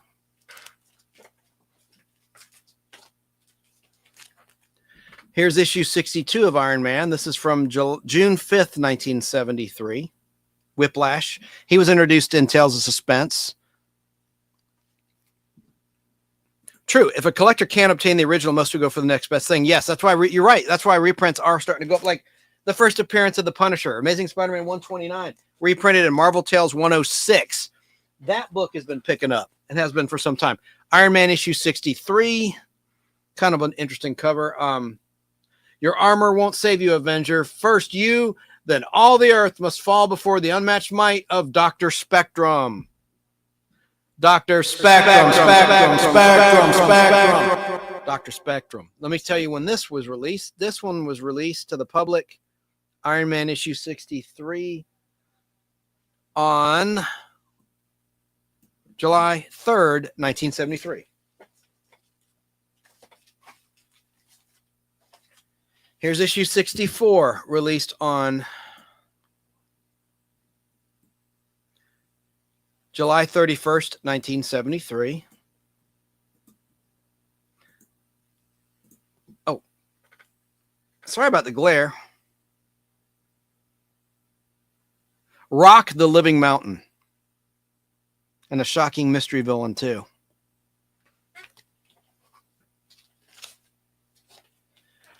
Here's issue 65 of Iron Man.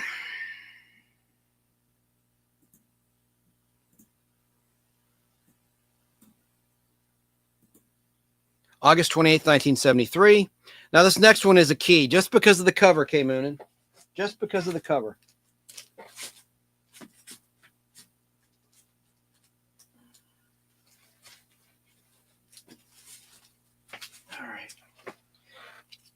This is from October 23rd, 1973, almost a year after the first Thanos appearance. I'll open this one up because it's a Thor versus Iron Man cover. Nice condition. It is listed as a key. Look at the Evel Knievel toy back. You saw on the back of a lot of comic books. We're entering the realm of where you had the Marvel value stamp, which was like a reward system, but unfortunately a lot of kids and collectors, not collectors, but kids and readers, I should say, cut out the little Marvel value stamp to mail it in for a prize. And so we're entering that era of Marvel Comics history. But look at that, Night of the Thunder God. And it's a desired book based on that cover. All right.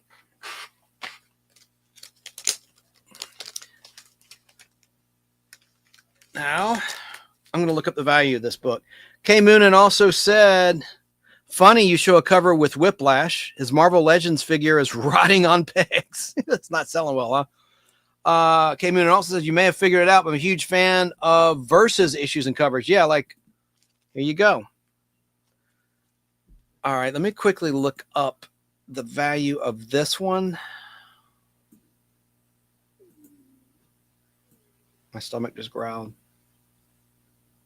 All right, let's see what the graded versions of this are going for. 9.6. Oh, only $200. 1 year average is only $176. And that's graded. Wow. Because I think Key Collector said more. Okay, the 90-day average is $192, just trending up. So it gives you a fair market value of $200 in a 9.6 graded copy of this.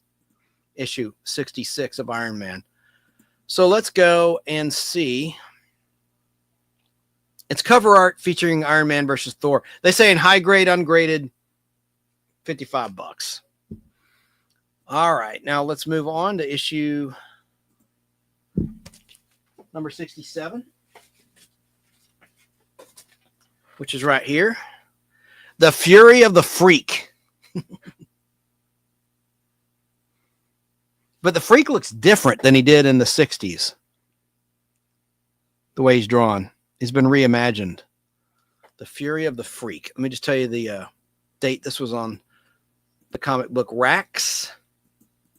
So we're picking up a pretty quick clip here. We're going to get this done. This is from December 18th, 1973. So we're almost into 1974. Okay. I guess you can see that. There is a bit of a glare. I'll turn it. All right.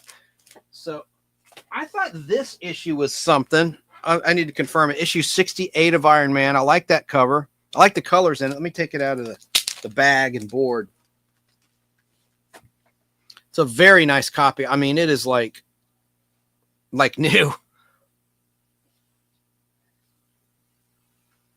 You can see that better. All right. Night of the Rising Sun. Actually, it's got issues. The more I look at it, it's not as nice as I thought. There are a couple ticks. So strike that from the record, what I said a moment ago. Wait a second. Woo. We're getting in the home stretch. We've got about 31 more issues to go. That issue 68, by the way, was released on March 5th, 1974, the last one I showed. Let me see the value on that one.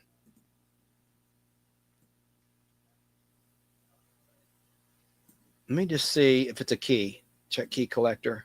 It's not. Okay, the next key, according to Key Collector, is not till issue 80. So, okay, we can jump through these fast.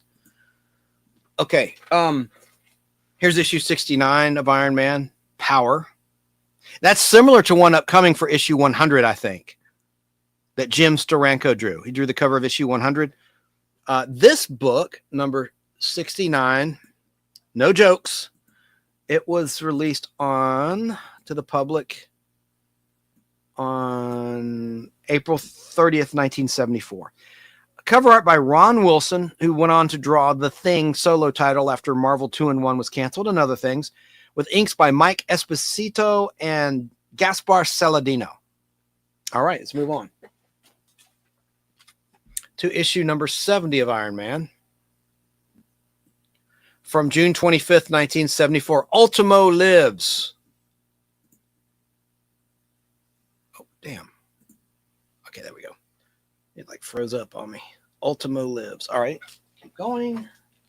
Here's issue 71. Kind of like breaking the fourth wall. Iron Man's breaking out of the comic book panels, the comic book print. Shades of She-Hulk on Disney Plus. All right, there's that. And let me see. The date on this one was August 27th, 1974. Let me see if you can see this clearly. There, I'll tilt it.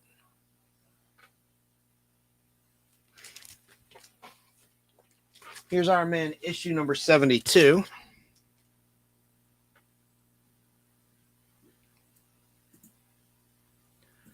And this is from October 24th, 1974. Here's issue number 73. God, we're almost done.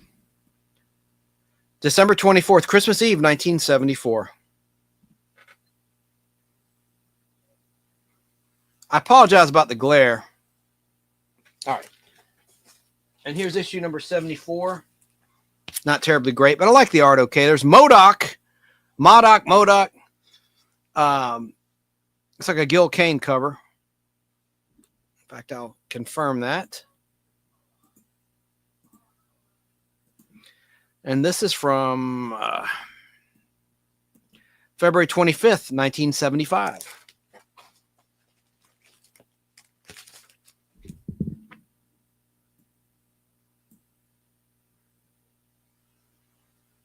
It skipped. No, it didn't. Sorry. I thought it skipped an issue. I misread something. All right, so let's go to the next issue, number a cool 75. Put these in the box real quick.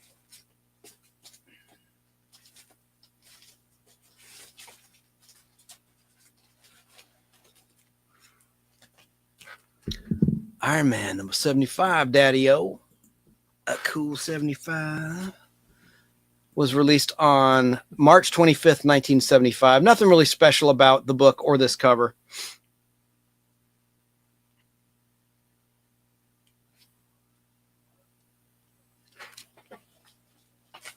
Here's the reprint, K. Moonin, of Iron Man 9. Look, there's the cheap knockoff. Check it out, man. There's the Hulk, Android Hulk versus Iron Man. Open it up. I don't know if it's just the cover. I think the whole thing was reprinted. But this would be another example of something someone could buy for less than Iron Man 9, right? And still get that cover.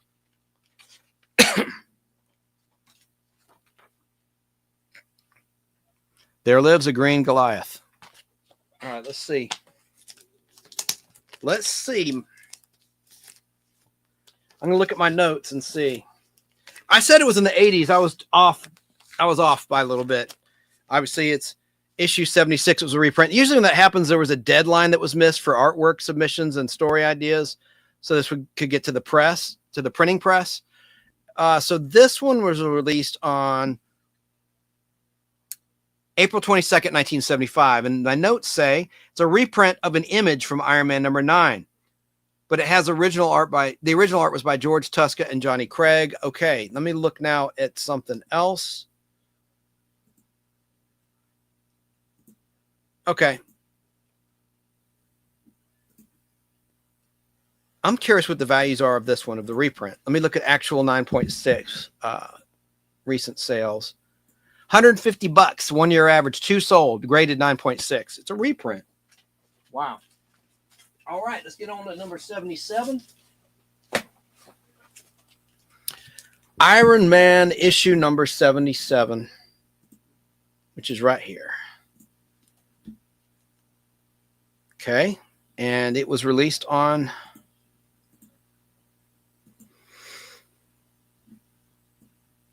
May 27th, 1975.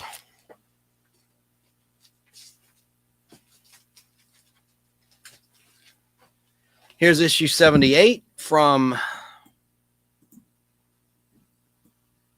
June 24th, 1975.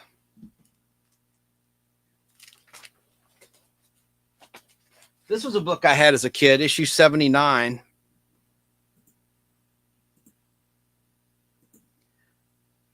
Again, cover art by Gil Kane with Frank Giasoa and Irv Wantanbe.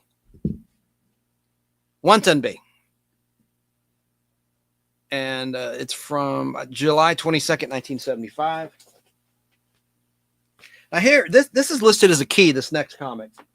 And this was always in like the dollar bins for the longest time. Let me see why. Let's dig deeper and find out why it's a key. From August 26th, 1975, Mission into Madness. Let me go to Key Collector and see why this is a key, because I do not know. The Origin of the Black Llama, big deal. It's a minor key. Let me just look at what it's selling for. And the cover is okay. It's not terribly inspiring. But damn, we got 20 more to go. We're doing good. We're doing good. $172 is the 1 year average Two have sold within the last 90 days, graded 9.6 for $172 each. Actual sales. All right.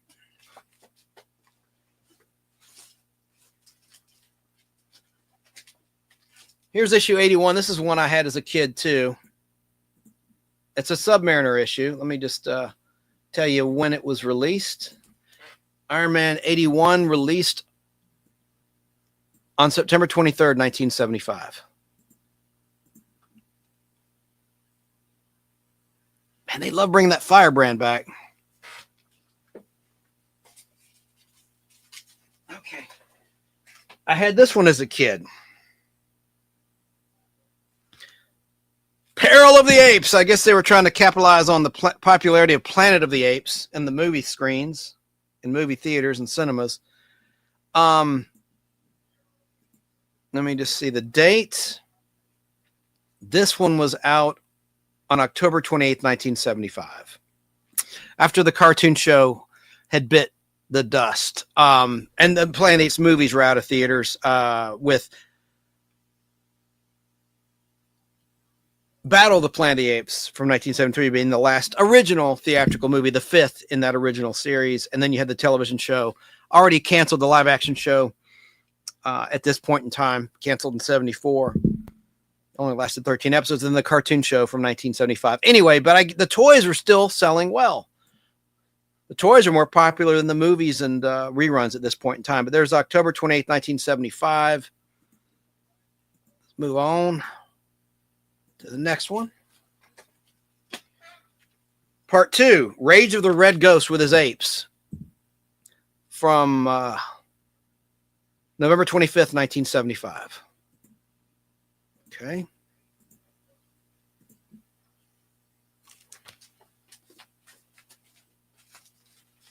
Let's keep humming along. Night of the Walking Bomb. He's back. The most furious foe of all, the fearsome freak.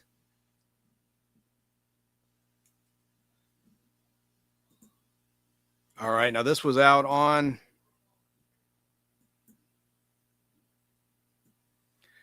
December 23rd, 1975. Now this looks more like the Freak of the 60s, the way this is drawn. Issue 85, Part 2. This is of the Freak storyline. Art by Rich Buckler, Klaus Johnson, and Danny Crespi. This is from January 27th, 1976. Bicentennial 1976. How about that? All right.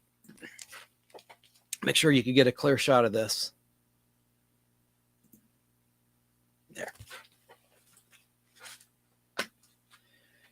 86. Issue 86 of Iron Man. 86, that hamburger. There's that one. And the date on this, February 24th, 1976. Issue 87, The Icy Hand of Death. This is from March 23rd, 1976. Now, I forgot to grab the annuals. I'll have to do it next time because it's saying the next issue, this is Marvel Fandom, is 88 of Iron Man, but Iron Man Annual 3 was about to be released. It's in another box because I have the annuals after, and I have like the first like 400 issues of Iron Man or something like that all in a row with some after that, and then all the annuals. Anyway, but the first two annuals, I believe, are reprints. Annual 3 was an original Iron Man annual. Damn, I wish I'd pulled that one. It would just be Annual 3, maybe 4. To get through. Yeah, because 4 was 1976. I remember that. All right, so let's move along. Make sure you can get a clear shot of this guy. And we'll get to issue 88. Let me look at something, though. Hang on. Let me make sure there's no glare. I want to look at the cover of Annual 3. So make sure I'm on it. Yeah. Annual 3 is cool because it's got the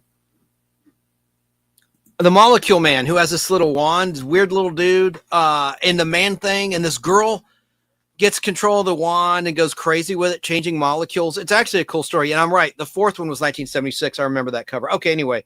So here is issue 88. I wish I could show those to you, but I can't. It's in another box.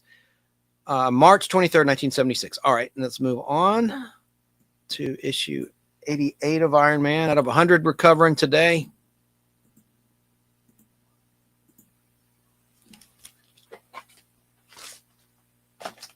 And here it is. Kind of a cool cover. Fear wears two faces.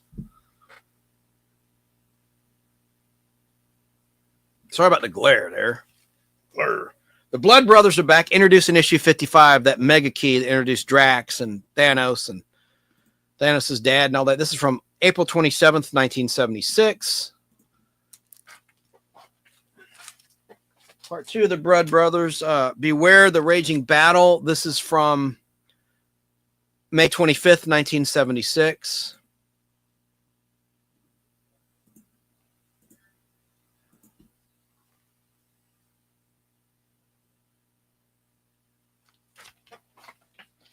Issue 90. We're down to the final stretch. There's issue 90 with the controller coming back. And the date of this release is June 22nd, 1976.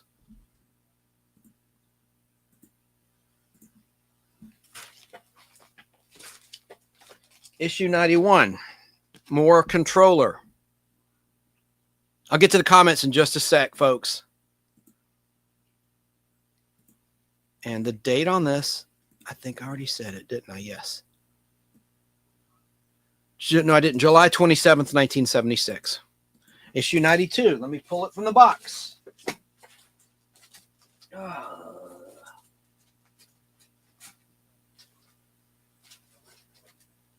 Holy cow. Holy cow, it's a hit. The Money Store. Anybody know that reference? Holy cow, it's a hit. Pseudo. Okay, here is issue 92. Ooh, bad check mark on the cover.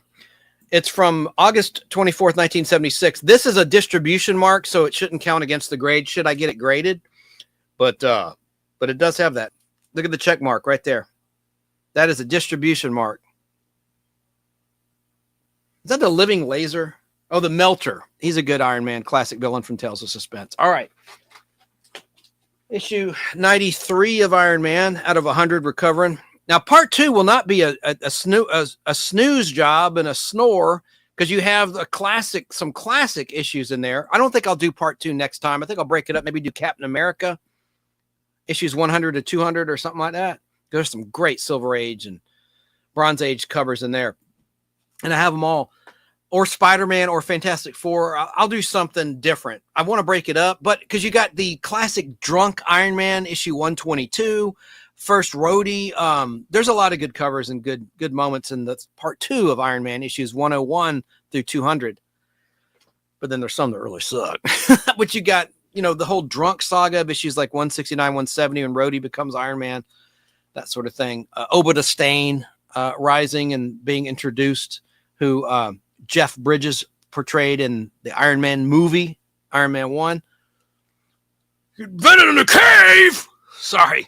Let me shout. October 26, 1976. Oh, shit. Excuse me. Excuse my language. I'm ahead of myself. Issue 93. I don't know if I said this. Tony Stark created his technology in a cave! September 28th, 1976 was this issue 93. Let's move on to 94.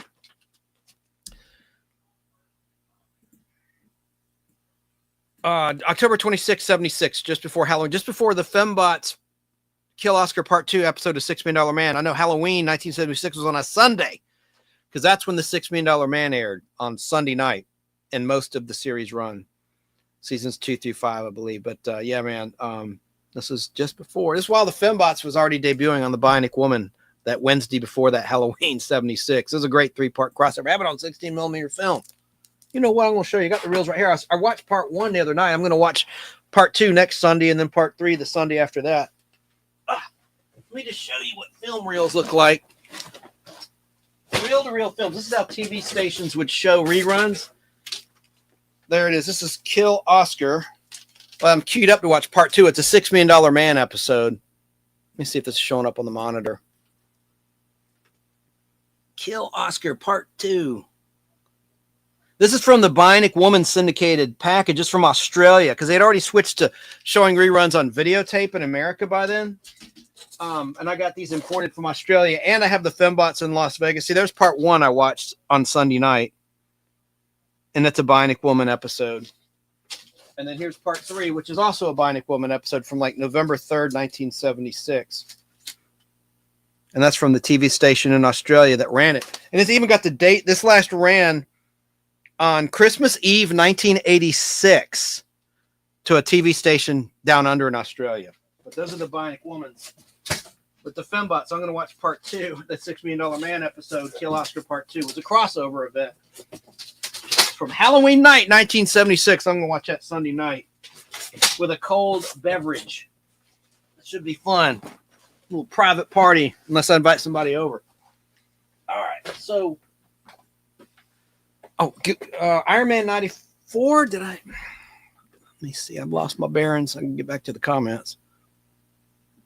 Hey, Billy Sellers. He says, I have Marvel versus DC Comics. Oh, 3-hour mark. Thank you. Great cover. Yeah, they made posters of that Iron Man issue 80 I showed a while back with Iron Man flying in space. I don't think that cover's that great, though. Okay, so we're almost done here. So let me continue and get to issue 100. Yes, I did mention this, October 2676, and then I digressed to the Fembot deal. And I said it earlier, in case you tuned in late. I met the main Fembot, Sandra Gempel, who is a Hollywood stunt woman and actress, and she signed that for me live when I interviewed her live on the Nostalgic Podblast. Hit the live tab, and you'll see Sandra Gempel. And there's her book, Stunt Lady. She was Will Robinson's stunt double on the original Lost in Space show. I think it's pretty cool. Okay, so continuing on. Final, oh my Lord. 1, 2, 3, 4, 5. We have 6 more to go in our countdown. Here's issue 95 of Iron Man. Ultimo Unleashed. Cool looking monster. Look, Danny Staten, I know you're not into superhero books, but you like monsters if you're still out there. And this was first released on newsstands and comic book spinner racks on November 23rd, 1976. On Thanksgiving 76. That's a cool cover. I've been lax looking at my keys. Yeah, 85 was a key. Debut of Iron Man's upgraded Model 4 armor, an upgrade to battle Happy Hogan as the Freak. Oh, and Jack Kirby, Stan Lee, and Len Wein and Roy Thomas appear in the story, adding a fallen Iron Man. Yeah, like they did in Fantastic Four 10, which I have in my collection from 1962 or 63. Stan Lee and Jack Kirby are on the cover and in the book. Hang on, let me go back to issue 85 just to reference this because I've neglected to look at Key Collector. So this is a key.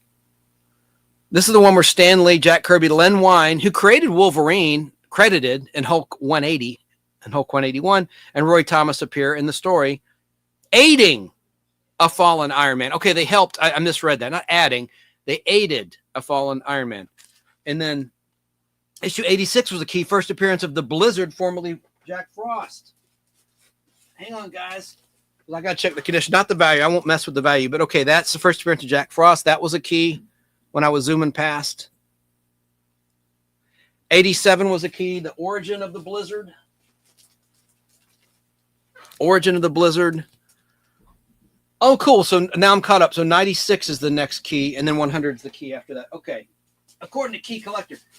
Hell, there's some that are keys that are not even noted in keycollector.com. It's not a exact science, this website, but I do trust it for the most part. Where'd I leave off? Okay, 95. Yeah, I already talked about that. I said Thanksgiving 76. Okay. Issue 96 from December 21st, 1976. And thanks to everyone who tuned in and hung in. Whether you hung in the whole time or not, I appreciate you being here. Let me get my monitors. Make sure you can see the book. Okay, look at that cover, Kay Moonen and Company. There's that. It's like the town. Iron Man is down. Ultimo's beating him. And Iron Man saying, No. The battle's only begun. There's 97 in our quest to issue 100. Vengeance is my destiny, destiny, destiny, destiny, destiny, destiny.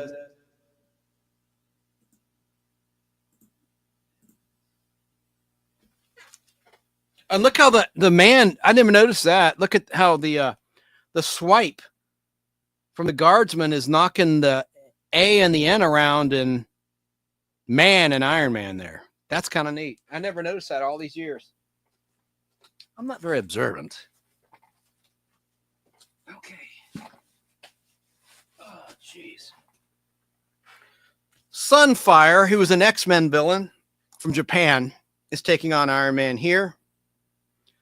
And this comic book was first released in and on February 22nd, 1977, the year of Star Wars. Gil Kane with Dave Cockrum art with Irv Wantambi inks, along with Dave Cockrum. Yeah. And Gil Kane. I need to breathe. Okay, so there's that. Now we have issue 99. Nice shape. Rocket to Doomsday. This is from March 22nd, 1977.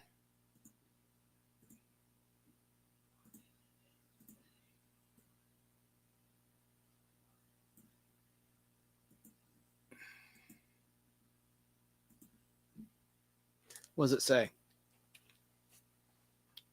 Too late, Avenger. You can shatter those titanium chains, but not in time to save yourself or an unsuspecting world. Iron Man trapped on the Mandarin's rocket to Doomsday. I didn't even know that was Mandarin.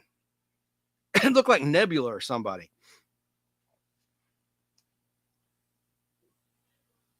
And finally, how many years ago was 1977? That was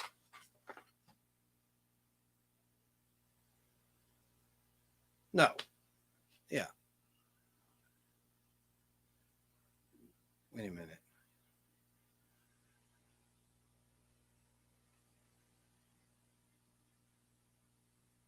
"47 years ago. 47. I remember when Star Wars was 10 years old in 1987. It's a big Starlog issue I have. Man, there it is, issue 100. From 47 years ago. Really soon. Unbelievable. We made it to the end. Let me take this one out with a classic cover by Jim Starlin. I said Steranko earlier. Jim Starlin. Forgive me for that mistake. I corrected it, thank gosh, before the end of this live transmission and broadcast or streamcast. April 26, 1977, Iron Man 100. And issue 101's cool because it has Frankenstein, the Universal Frankenstein monster, and the Marvel adaptation of it on the cover taking on Iron Man, but we'll get to that another time. But there you go, issue. Let me see if this is a key. I know it is, according to Key Collector. It's the milestone 100th issue. Let's see what it's actually selling for. They say a raw high grade copy of this is about $40. Let's see what the actual sales say or were, according to the data collected by GoCollect.com. Let's see here. Take it out of the. This is in super shape for a book 47 years ago. Man, from April of 77. All right. Well, it's not a key, but I love that cover by Jim Starlin. And you could tell it's Starlin. I should have known. You can tell by Iron Man's shell head. 1 year average is only $137, with 7 sold in the last year. A graded 9.6. This could be a 9.6 or even a 9.8, to be honest with you. I mean, well, 9.6. I can X out of there now and check it out. I mean, it's amazing. Issue 100. There you have it. The first 100 issues of Iron Man. And I'll quickly show you some other books in this box. I have these in alphabetical order and numeric order by publisher. So this is one of my Marvel boxes.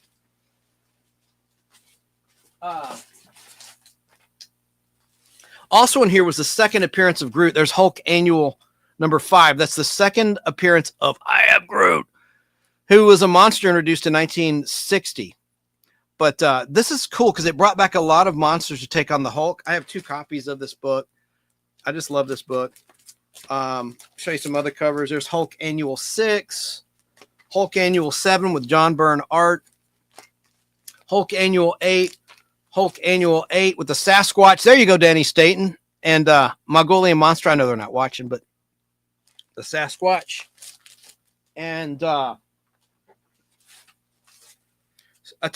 pretty bad Steve Ditko cover of Iron.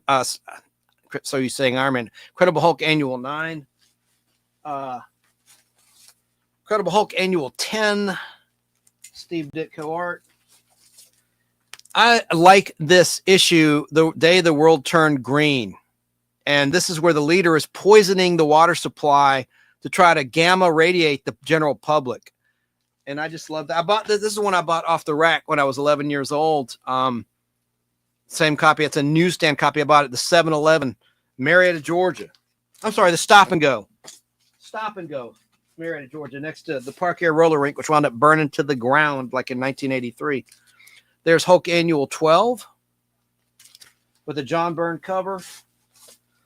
Hulk Annual 13. Hulk Annual 14 with John Byrne art. Hulk Annual 15 with the Abomination, and that's a Mike Zeck cover. Hulk Annual 16.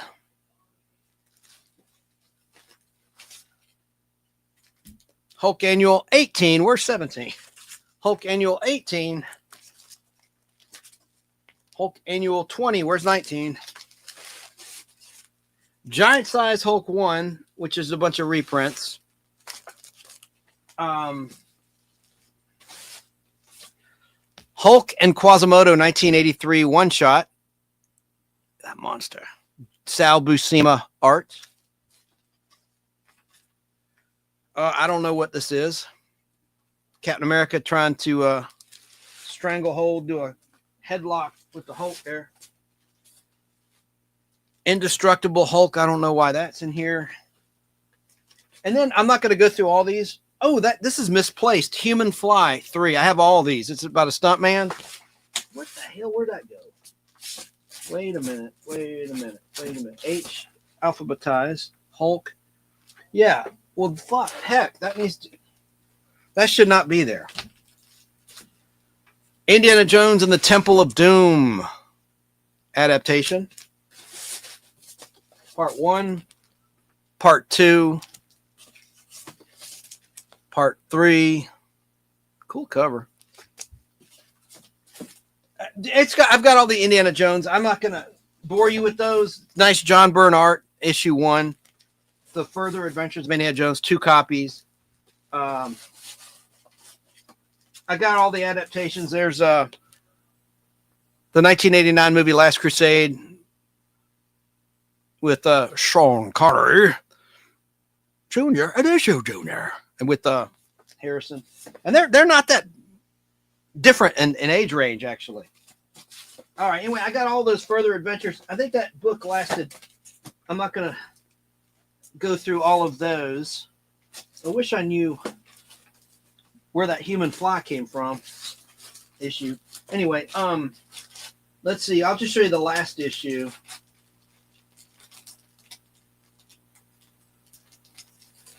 There's the last issue, 34 of Indiana Jones. Further Adventures of Indiana Jones. Then you got that Human Fly is really bothering me.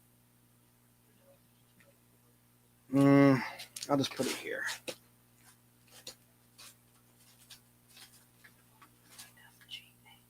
All right.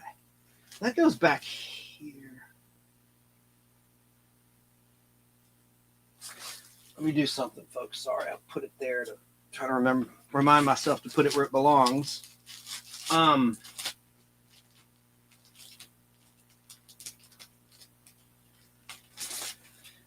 Here's the Infinity Gauntlet. I got all those. Thanos. There's the Infinity Stones. That's from like 1991, I think. Part 2. Part 3. Part 4.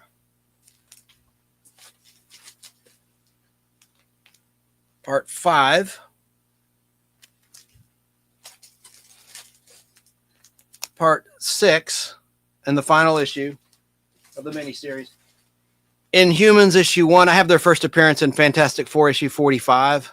There's the first issue of that. I have all those. We don't need to look at those. But I have them all. There's the last issue of Inhumans, issue 12. And then you have the first issue, but not the first appearance of the Invaders of World War II. I have all those. That's a World War II era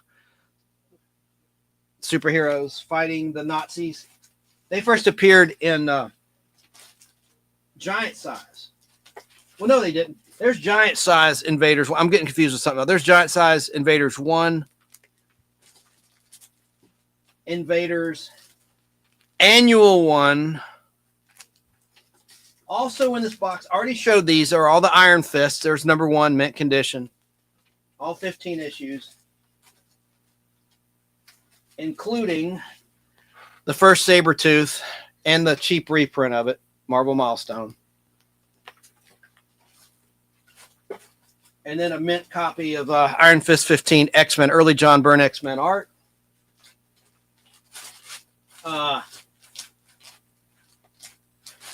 Invaders were kind of cool. Let me just show you a key Invaders. First appearance of Union Jack. This is a cool character. Invaders issue number 8. I have them all, but I need to save that for every issue ever made. Invaders would be an easy one to do because there's only like, let's see,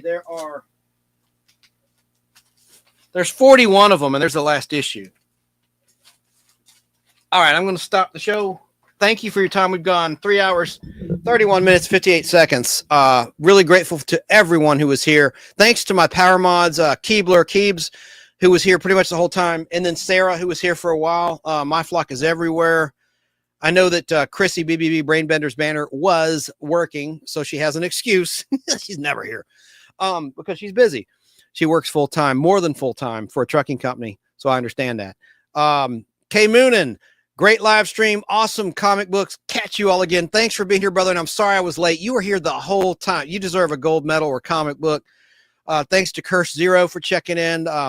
Thanks to Tracy for the super chat. Thanks to BK for telling me my mic was off of BK on the air, Barry King. Check out his radio show, 10 a.m. to noon. Thanks to James Install for checking in of Geek to Me Radio on KTRS in St. Louis, Missouri, every Sunday night at 10 o'clock Eastern time. And let me see if I can get something to play us out with. I think it was a win. I think Iron Man 1 through 100, I'm proud of these books.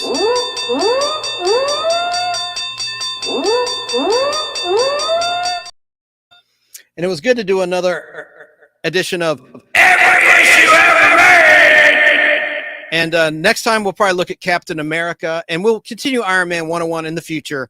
And this Friday, I'm going to put together a tribute to Wink Martindale, a great, now deceased, sadly, game show host from Tic-Tac-Dough and Gambit and other shows. He was really something special. And we'll do that next time and get back to the regular format, have an audio show. This is a video-only presentation because it's just too visual to play at Fistful of Radio out of Atlanta or Apple or Podbean, you know, all the Spotify, every other place you can find my show, The Nostalgic Podblast. I'm Chance Bartels, your host. I don't think I ever said that. And we'll play out watching a couple quick commercials. Good night, everybody. And display holder, all for $9.95. And when you act now, you'll also receive this stunning Princess Diana airmail stamp, an $8 value, absolutely free. Call toll-free now. I would like an N as in Nellie, please. I would like to buy a vowel, please. Which one? An A. Could I have a V as in Victor, please? Here comes Vanna.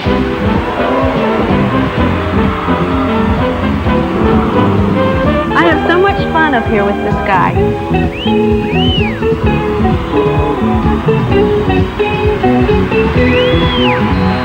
Watch Vanna every day on Game Show Network. Ooh, my brother's comic. The Adventures of Castle Mill. Whoa! Spider-Man! It's Captain America! Silver Surfer! Whoa, She-Hulk! Hey, twerp! You better not be in my... Mom, he's in my comics again! Marvel superhero Sandpels and Shovels. One included with every Castle Mill. Captain America, Silver Surfer, Spider-Man, and She-Hulk. You can collect a different one each week at White Castle.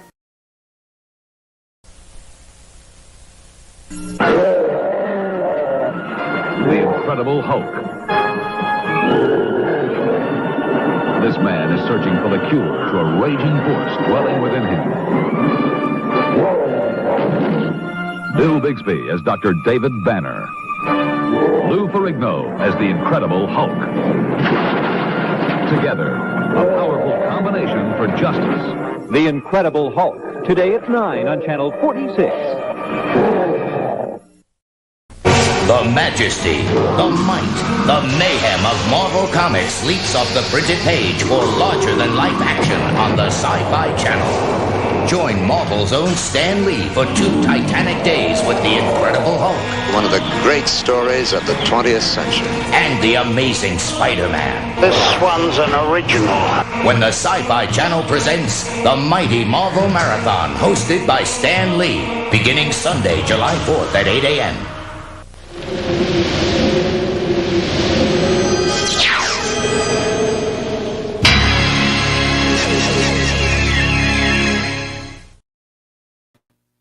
Night, everybody.